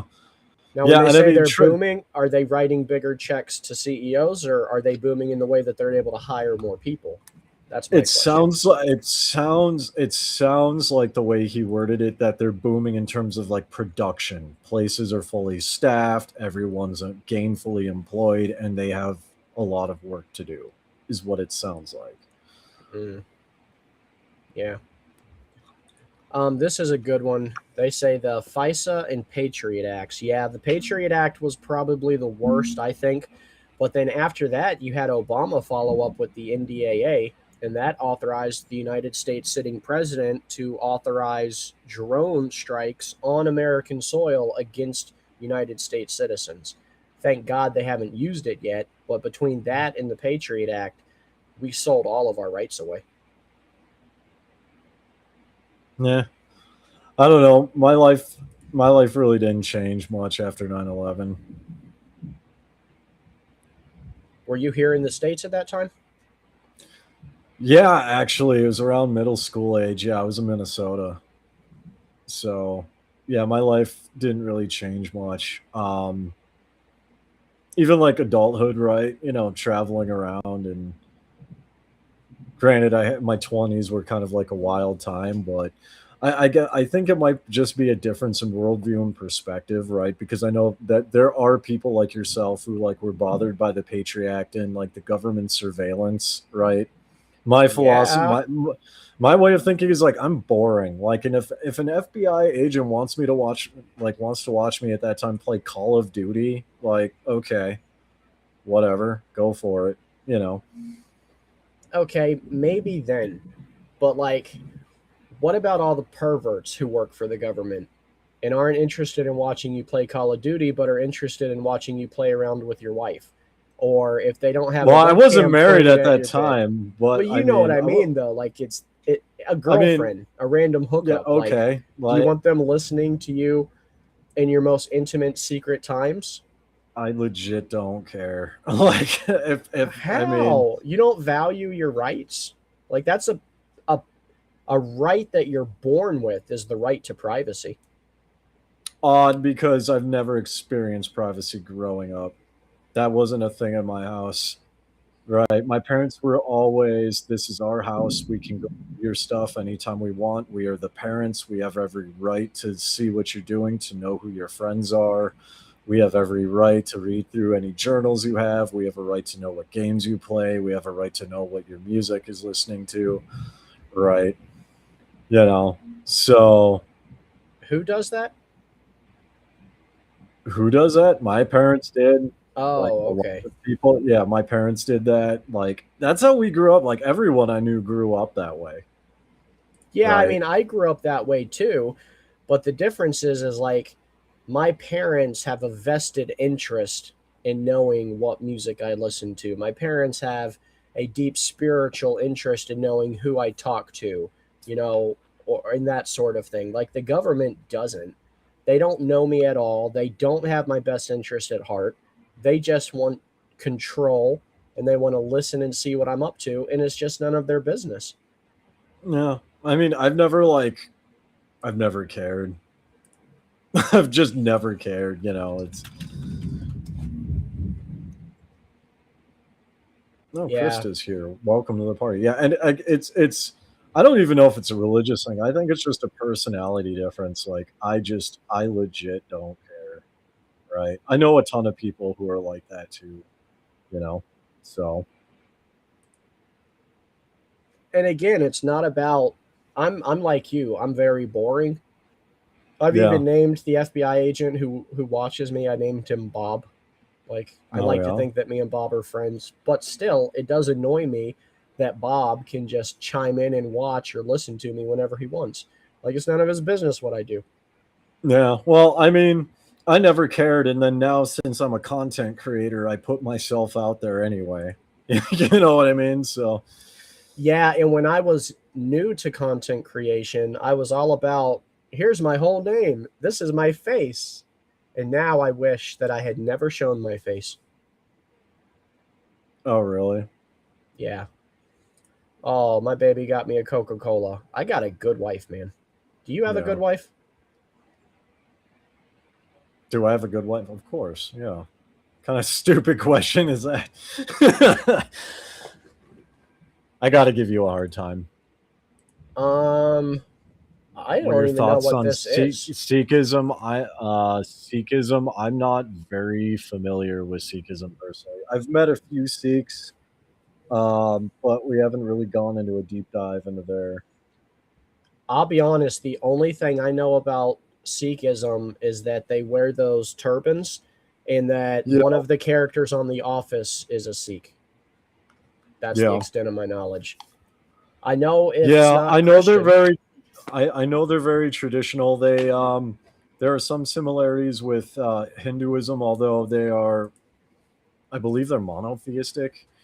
I could tell you more about the history when it's like Sikhs fought alongside Hindus against the Islamic Mughal invasion, right?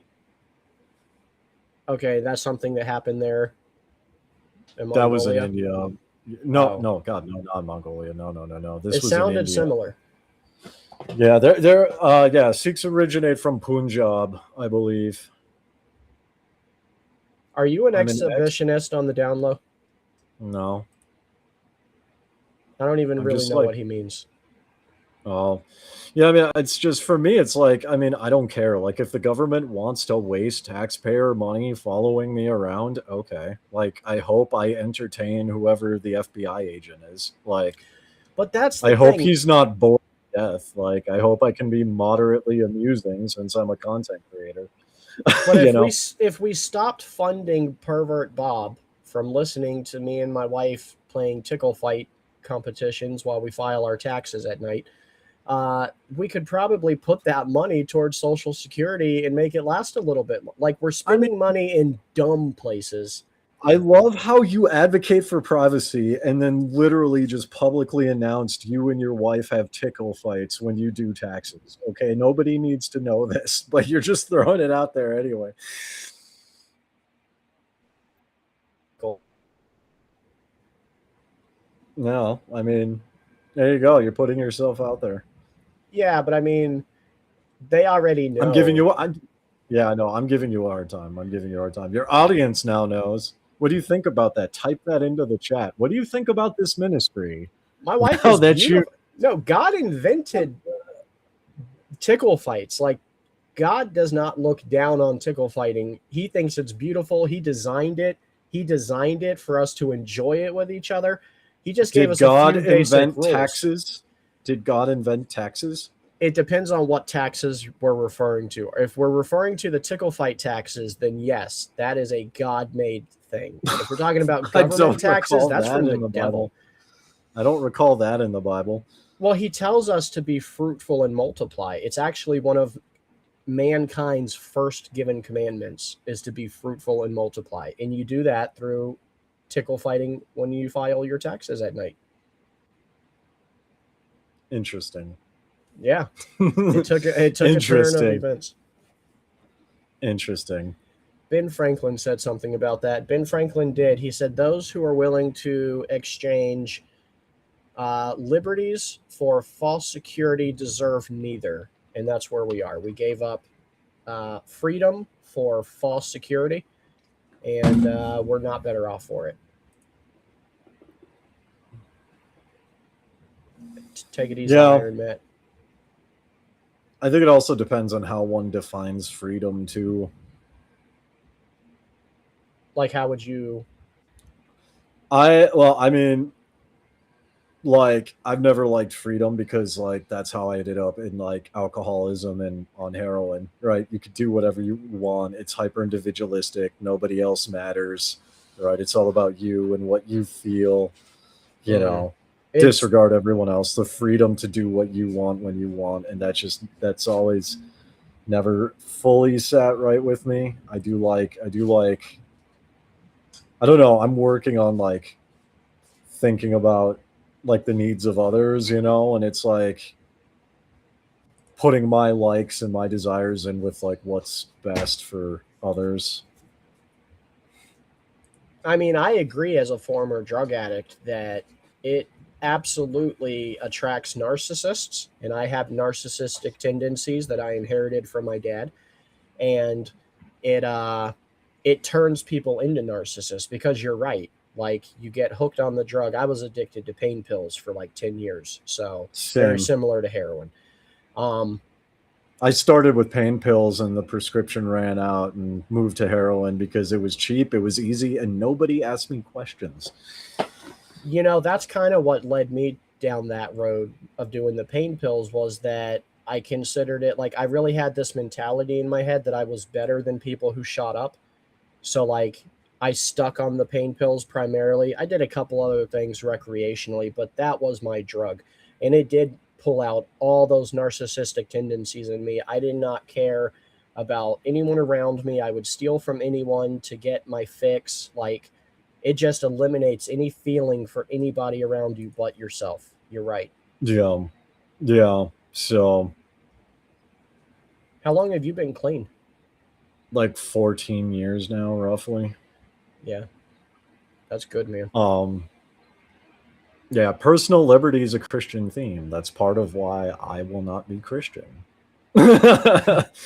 Well, yes, it is. However, like, you have to understand that we already have the free will, you and I. I'm Christian, you're not, but we both already have the free will. And left in my own hands, my free will is a tragic, terrible, disgusting thing that should be eliminated at all cost and locked up and thrown under the cell. But when I put my trust in Christ and I make him Lord over my life, I allow him to lead my steps, and I allow him to make my decisions, and I allow him to flood my life with the Holy Spirit so that I'm walking in his will for my life. It's like giving up my free will, and it has made my life so much easier not having to handle that burden of free will that I already had to handle whether I came to him or not. Like, does that make kind of sense? Yeah, I mean, it does. Trying to think of how to respond. I'm multitasking, so. I mean, I'm sure you're not going to say, yeah, that that's made me a Christian just now. But Yeah, like at least you can exactly, understand from my point of view why. Yeah, it would be appealing. I could see how it fits. I mean, like, you know, I'm just I thrive more in structured environments, very structured environments, hierarchical. That Like explains knowing why what you my went roles. Mormon, but I wonder why you jumped there instead of Catholic. So Mormonism is very similar to Hinduism, and there's a lot of crossover. Because of There's a the ton of crossover. spiritualism elements. Yeah, there's a spiritual elements. I've mentioned before the structure of the religion, um, like the structure of the afterlife. So that's part of it, and also part of it was just because like I was getting things from it when I joined. Right, there was a lot of overlap, and I was like making money, and it was like the bishop or the stake president dropped a few grand for when I moved out to Provo, right, for like hotel stays for me to get there, first month's rent, last month's rent.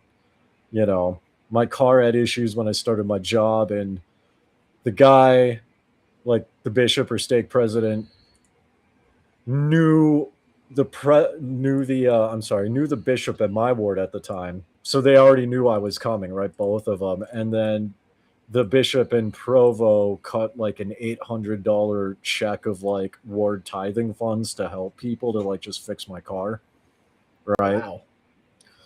So, you know, it's like when there's overlap and you're getting things from it and you're making connections, and like my Dude, more than that, Minecraft streaming shot up, you know.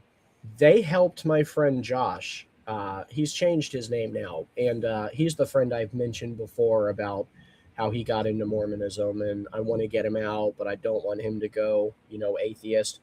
Um, he had kidney problems, and he was not able to afford the surgery, and they got it done for him. Yeah. Yeah. Like, how do you walk away? Like, I understand how it could be hard to walk away from that. Like, they do help their parishioners so much with big To a things. point. Well, to a point. To a What do you point. mean?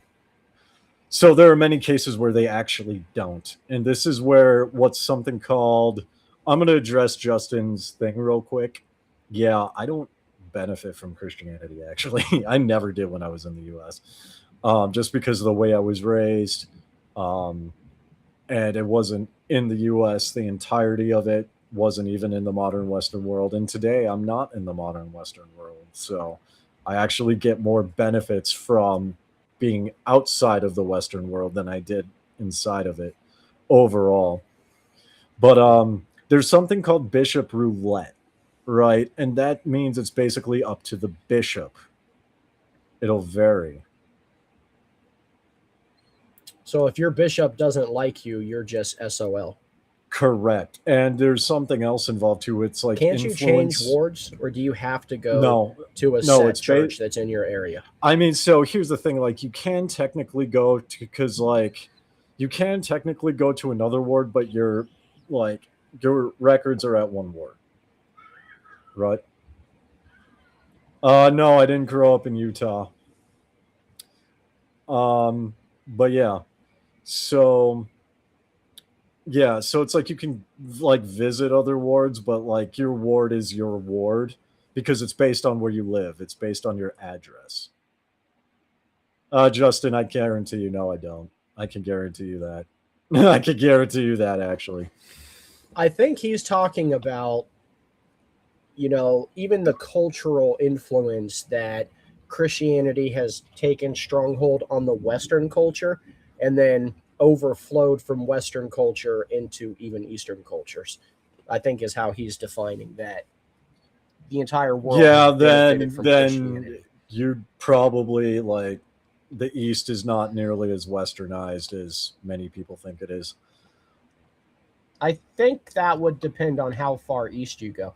Like even Afghanistan, if you look at it 60, 70 years ago, they were more modern than they are now. Yeah, sure. But I mean, modernization,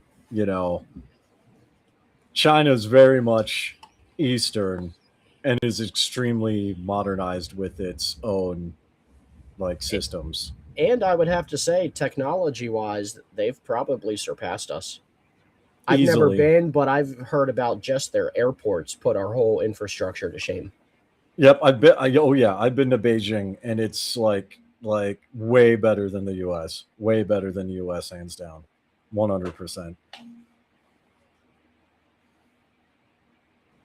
Like it was kind of wild because I I went from SLC, Salt Lake City, to LAX, and LAX is just like, it's big and it's busy, but it's really really dirty and it's like just disorganized. Well, Justin, see, here's the thing. I was raised outside of the West too, so I can actually tell. Yeah, I spent my life in multiple countries, not just the US. I have a feeling that Justin is not an American because of something he said earlier. But he said, while your dollar is crashing, something Yeah. along the lines of that. But I don't think he's American. So No, I don't I even mean, know that that's- he's a Westerner. Well, no, he would be a Westerner if that's the case, because I think I missed that comment. If that's the case, he's probably from Europe somewhere. Oh, that would make sense. But you know what? Yeah, especially like British colonialism. Yeah, The but EU is not doing a whole lot better than the dollar. yeah, this is why I'm like joining up with BRICS nations. Like it's a much better shot. So, What did you think of Brexit?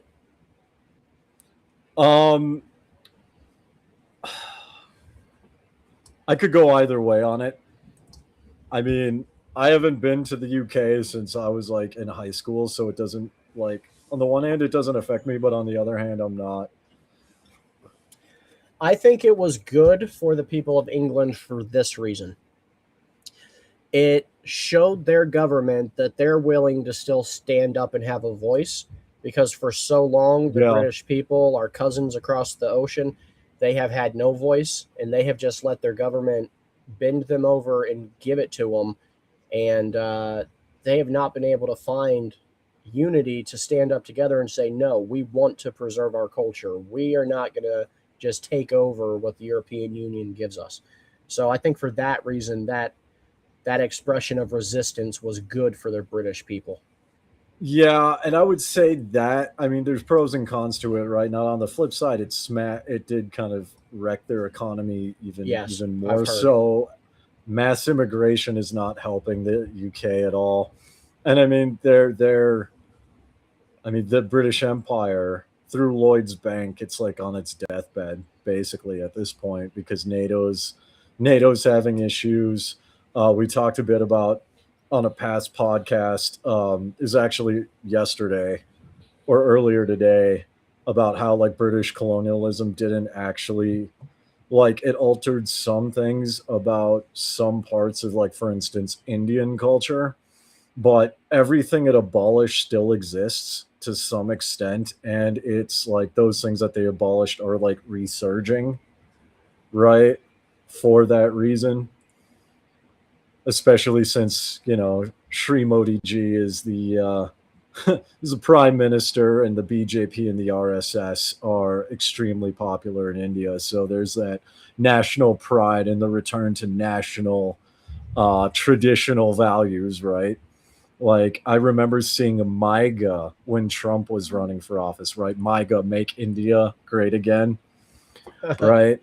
And with that movement started like a huge resurgence of like traditional Hindu practices and a return to, even though there's a secular constitution, there's still massive favoritism towards Hindus and like Sikhs, and then Christians and Muslims get screwed in Indian courts nine times out of 10. Right. So yeah, I've been seeing a lot of that floating around lately when it comes to that. So let's see. Individual dignity, never believed in that. Universal human rights, also never believed in that. Victim focused morality, I don't know what that is. Or abolitionism, I'm not sure what that's referring to. Equality, definitely never agreed in. I think the victim focused morality is like victim focused mentality, where you're always the victim in the situation. Oh, the victim focus like mentality. Yeah, I would Yeah, guess. I've never, yeah, like playing yourself as a victim isn't good, so that's not, yeah, no. Individual conscience, yeah, that's not something I was raised with. Charitable institutions, I mean, those exist everywhere, and they have even before the West came to the East, although it looked fundamentally different. Yeah, I don't think any culture on earth can claim to have built as many orphanages and children's hospitals and even churches and local communities.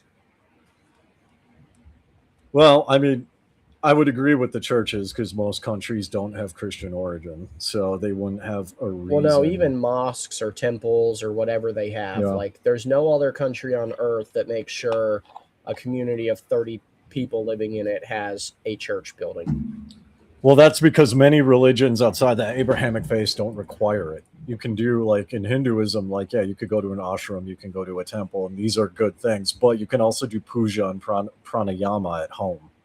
Is It's that not basically required. the equivalent to like prayer and meditating? Yeah, puja is a specific prayer ritual, and then pranayama is like a deep prayer.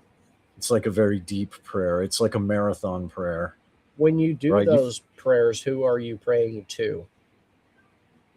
I mean, it depends on the denomination that the Hindu is in, or like what. Like for me personally, it would be Mahakali or Lord Kubera, Hanuman. We've talked a bit about this. Is there a particular sect who claims to like hear more from their god than the other? No, Is about equal? yeah, there's a lot of like. I mean, there's a lot of. It's. I think it's like very similar to that, right?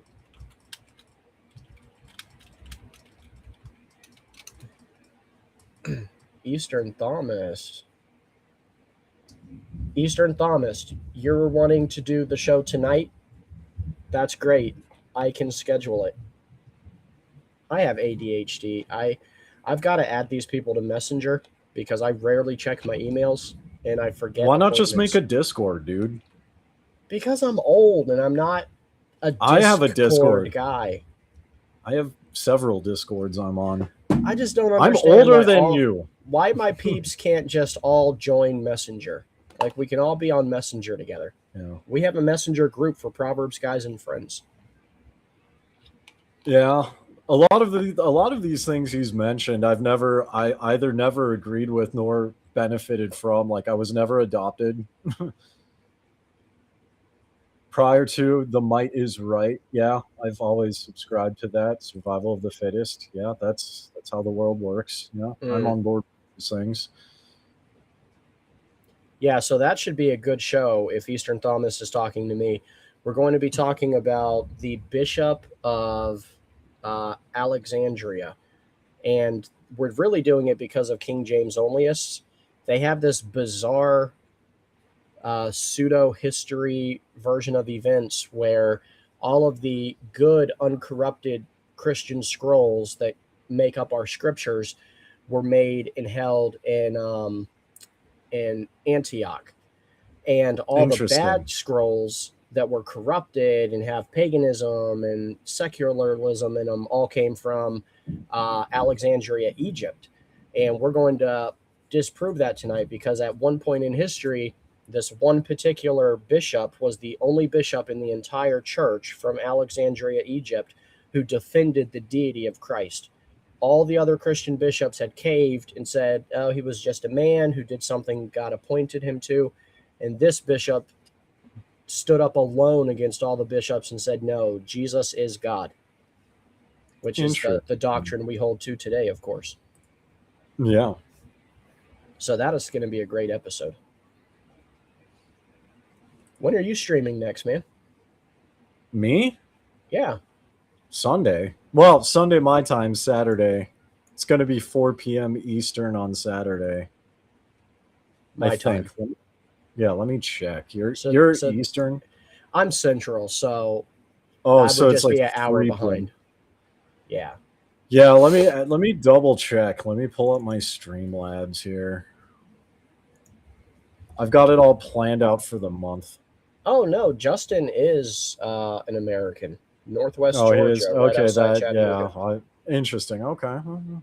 Oh, okay. I didn't think so because I thought you said something about your dollar, which implied to me that he did not have the same dollar Unless he was standard. talking about mine, but I mean, I use multiple currencies, so That makes sense. Like, do you have to carry around paper money, or do you guys have Mongolia debit cards? I mean, I use my own credit card, but I mean, yeah, there's like AI payment systems here, like with QR codes, so you don't even need a debit card. Oh wow, that's pretty Yeah, advanced. it's just it's QR codes and I use my credit card because I get Sky Miles that I can convert to cash back. How are you going to So feel if they want to like brand you with a QR code or put a chip in you? Are you one of the ones that are like, yeah, well, easier? see, here's the thing. Mongolia already has digital ID. We don't like to your question of whether they're going to brand us with a QR code or like do the RFID chip. I used to implant those in people for money back in 2015. Like I've studied this tech for a while, right? What? You monster. Yeah. Hey, they want it and it's fine, right? Free will, right? But Ah, so like here's the thing about those chips, they're outdated, right? Because you see people in Sweden and they can go and like unlock the doors and stuff with that. But like I've seen in South Korea and there's like some like high-end homes. I think it's in I know they have it in China, not sure about Japan, but they've got the same thing except it's on your phone and they have like biometric locks. So you like enter your house with um you know your fingerprints. I don't know. I haven't been to China or South Korea, so I don't know like how universal that is, but I do know that like that is a thing just from seeing it on YouTube videos. So, yeah, it's like that tech is outdated. They wouldn't have to do that because like even my like F1 residency card has a QR code, right? So they could scan the physical card or if they have the info, they could just like digitally pull it up. I don't need a QR code tattooed on me or like I don't need a microchip planted in the you don't think in that's the next step of human evolution? That they're going to take well us to that? I think they're going to combine AI and robotics with people. well they are, but it's not going to be with that tech specifically because that tech is like 10 years old. Yeah. All right, so Neuralink is the closest thing to it, and there is you could look this up. We might have talked about it on this podcast, or maybe it was another one, but there's might have been another one. But there's basically AI and like electronics hooked up to like actual like human brain neurons that were grown in a lab, and it can play Doom. Did you see that? No, I don't remember that. But I'll tell you what, that is where we're headed. And the Neuralink is just like first or second generation for where the end game is going to be. But we are headed in that direction. I think within the next 10 or 15 years, people are going to have all of this computer information. They'll have the option to have it implanted or combined with them. I mean, yeah, that's like part of what's called transhumanism. But I mean, that's been around for a while. Like that's not new. Like I remember like seeing an article on some guy who froze both of his legs because he wanted to wear prosthetic legs and he wanted to be like an amputee for like social reasons. I don't know. It was kind of weird. But that started a whole thing, right? Let me get Yeah, but you I'm not talking about just like fringe examples. I'm talking about mainstream. I think you know how divided people were over the big C of 2021. I think we're going to be that divided over the issue because half the populace of every place in the world is going to want to be implanted, and then it's going to cause a great division. Yup. Here, I'm gonna. Yeah, it's all over the place. Oh, it's in Australia. Cortical Labs. Human neurons on a chip learn to play Doom. I'll throw that up there if people want to read that.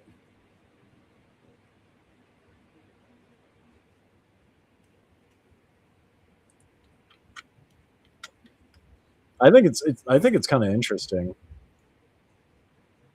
Okay. And this is a robot or AI playing Doom? It's a microchip with human brain neurons, so it's a mix of like human brain cells with a microchip. That is terrifying. Like, does that technology scare you at all? No, Are you ready for it? Like, you're wanting to be on board? I What if, mean, am I going to do it myself? I don't know, but I mean, I am like I'm always for technological advancement, whatever forms it takes. why wouldn't you do it?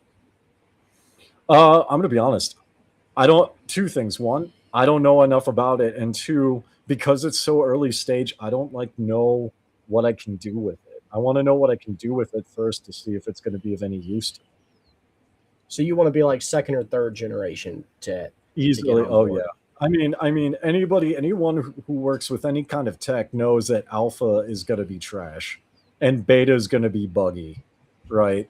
So, I mean, I'm sure you guys have like a tech guy somewhere, right? I mean, you Oh, could ask him. Achilles is our tech guy.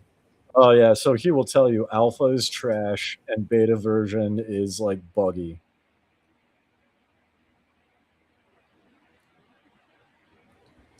And God is actually fake username says, is your God not powerful enough to end violent people without killing literal babies? I Oh don't yeah, they feel like were. that's a good faith question. Oh yeah, they looks like they were asking something earlier. They're just Oh, hating on Jesus. I have no opinion on that. I just don't care. Um, That's so offensive. You don't care about my God? Diamond Dave. I would never tell you that. That is hurtful. I mean, you could say that. That's fine. I don't care. Like You guys don't criminal get defensive over your God? procedures. I mean, why would I? You have a personal relationship with him? I mean, I wouldn't call it a personal relationship, but it just people can say and think what they want. I'm not going to change their minds. It's not my job to change people's minds, right? And the difference between my religion and yours is you are commanded to convert others. We are not. It's a way of life. Well, I have to correct you. So in Islam, they're commanded to convert others. In Christianity, we're not commanded to convert others. We are commanded to share the gospel. Obviously, the outcome is that we want people to be converted and to have a relationship with Christ. But, like, I think it's different how Islam does it. I mean, I would assume it's different than how Islam does it. I'm not Muslim though, so why do you believe that part of the Bible, not other? Oh, there's. I think Justin is talking to dude. Yeah, that's what I'm thinking too. I think Justin and God is actually fake is going back and forth, but Jamie's out there handling business also. So thank you, brother Jamie. Smiley chat. That is a great point, though. All these atheists who say God isn't real, like they have no problem believing the part when he commands us to do like really hard topics, like the taking care of babies, even when you're cleansing a culture. They have no problem hating him for that and blaming him for that. But any other thing in the Bible, they're like, God's not real. Jesus isn't real. It's like, okay, well, which is it? Is God a bully because he commanded this or that? Or is God, what is it? Pick a side. So I'm going to push back on that. And the reason for that is because two things can be true at once. One, they lack faith in God and a higher power. That's what makes them an atheist. But the way the the question is worded to me comes off as, why should I worship your God? Right? Why should I believe this? I don't have faith in your God. I don't see evidence for faith in your God. How that question comes off to me is, so if God is real and I'm wrong, why should I worship a God that does this? That is my interpretation. I could be dead wrong, but that's just how I read the comment. Right? It's an either or situation. I think it's a fundamentally different approach. And God is actually fake. If I feel free to correct me, but that's how I interpret that. I guess it could be interpreted that way, but it just seems like, okay, I get there's different scales of atheists. You have people like you who just, well, you're not an atheist. I'm not an atheist, dude. But other atheists who just honestly don't see evidence for any God. All right? Mm-hmm. That's what I'll consider an atheist. Then you have these militant atheists who you can tell by the way they engage. And I'm not saying anyone in the chat right now is, but there are those atheists who are just militant against the gospel and will come and crash different Christian streams just to call Jesus everything from a PDF file to, a murderer. And those people do believe in a God and they are angry at him, but they call themselves atheist.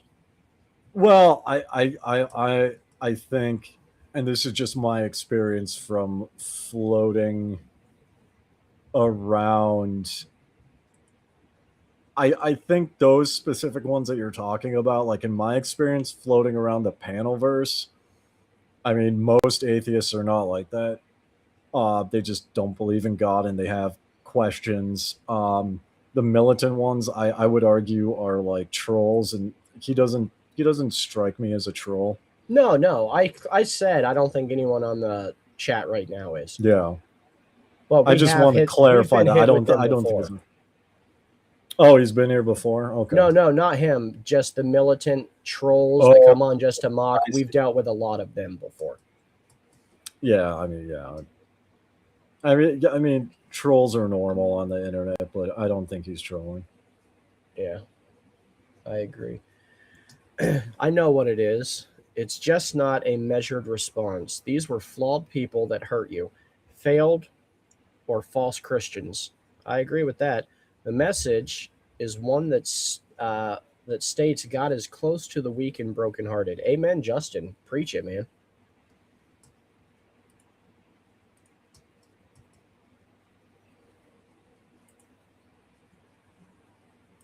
Let me see.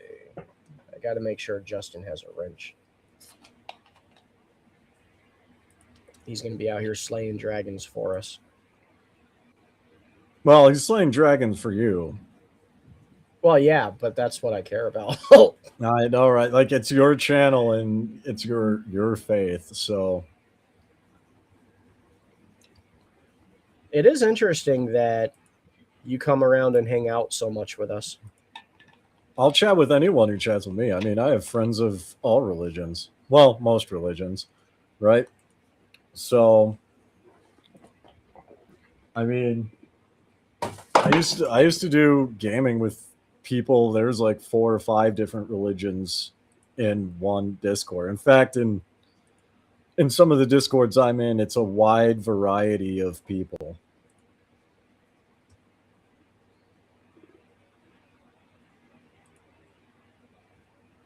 Right. So, and you're live right now. Yeah. So you didn't have anybody else who was live? Because I've seen you. You're my backup. I'm your backup plan. You're my backup. Yeah.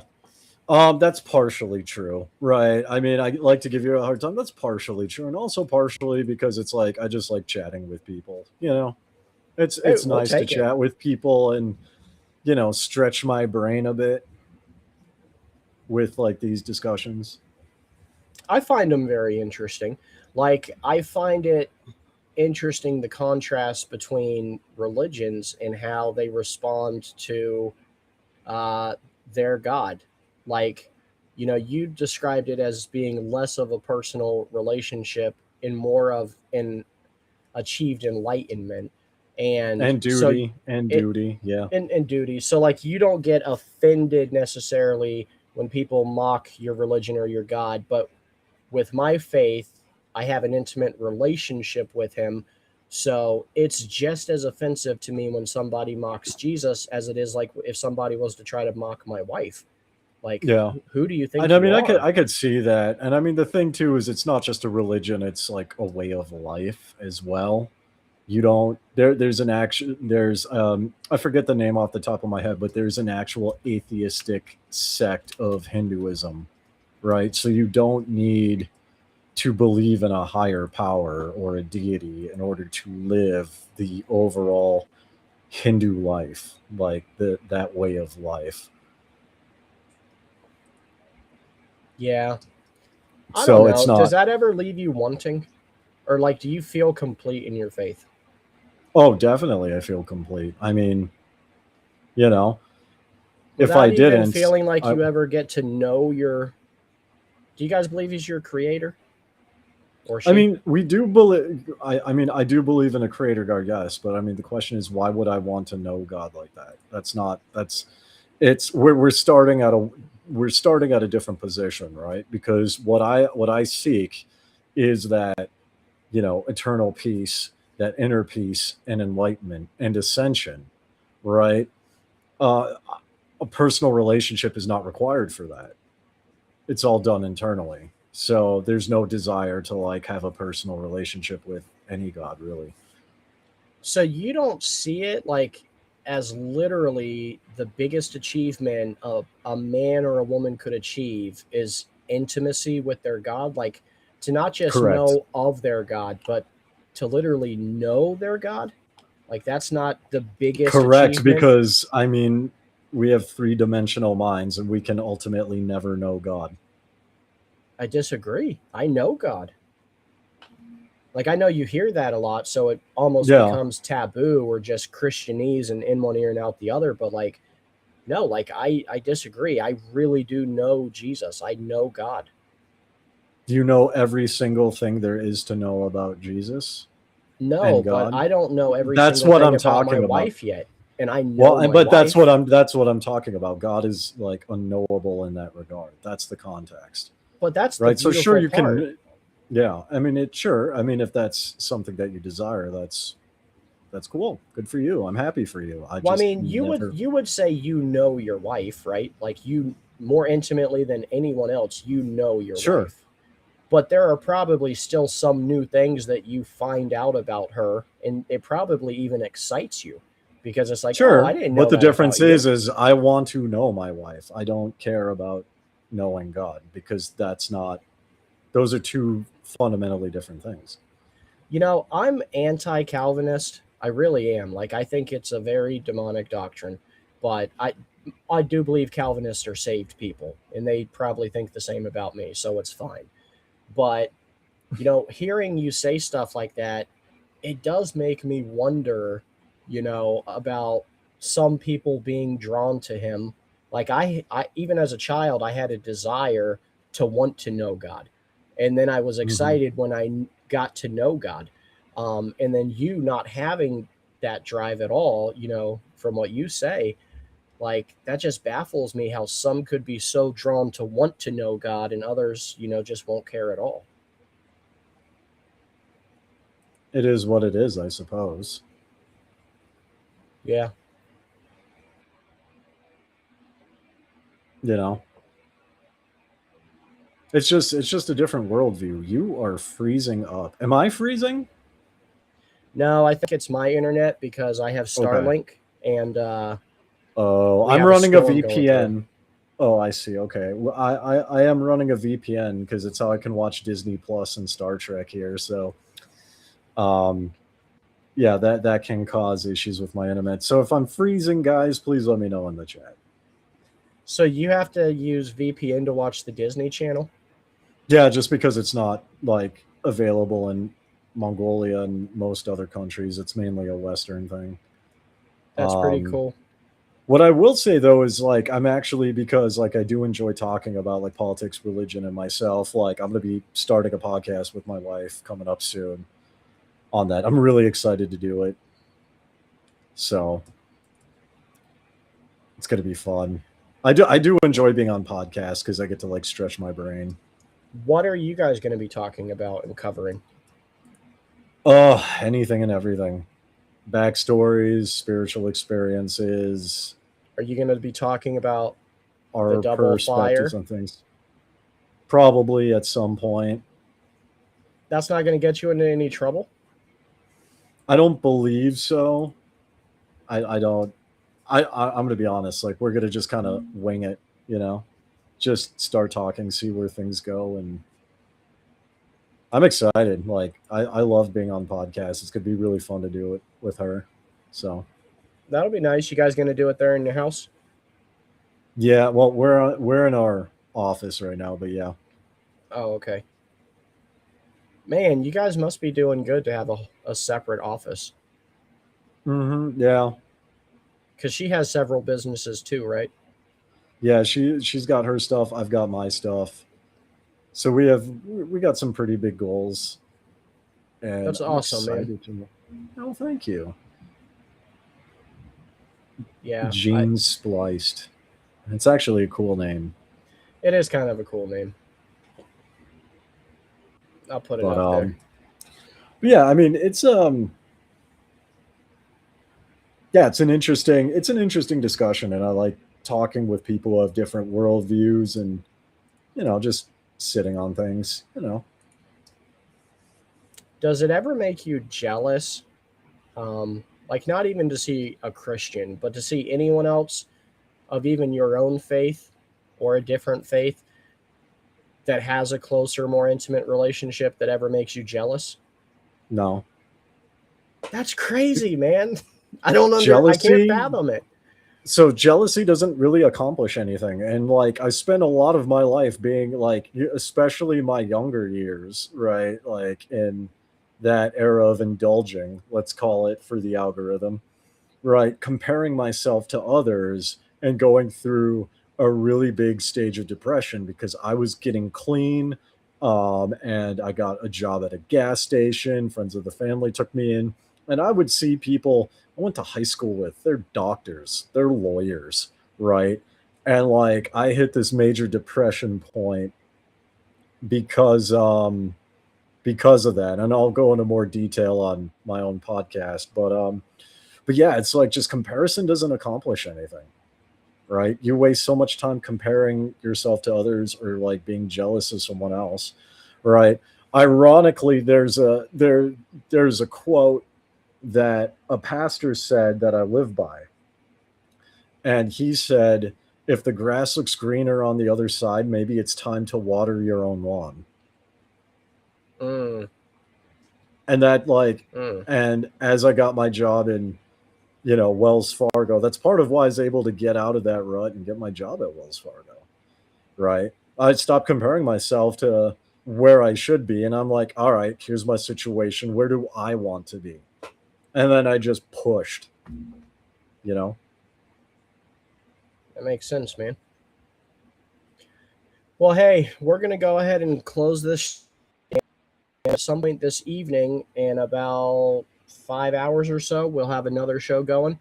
So if you're With free, Eastern stop by Thomas? for that. Yeah, I think that's Sure. going to be with Eastern Thomas. Yeah, 7 a.m. I'll see if I'm still awake. But yeah, I'll see what's up.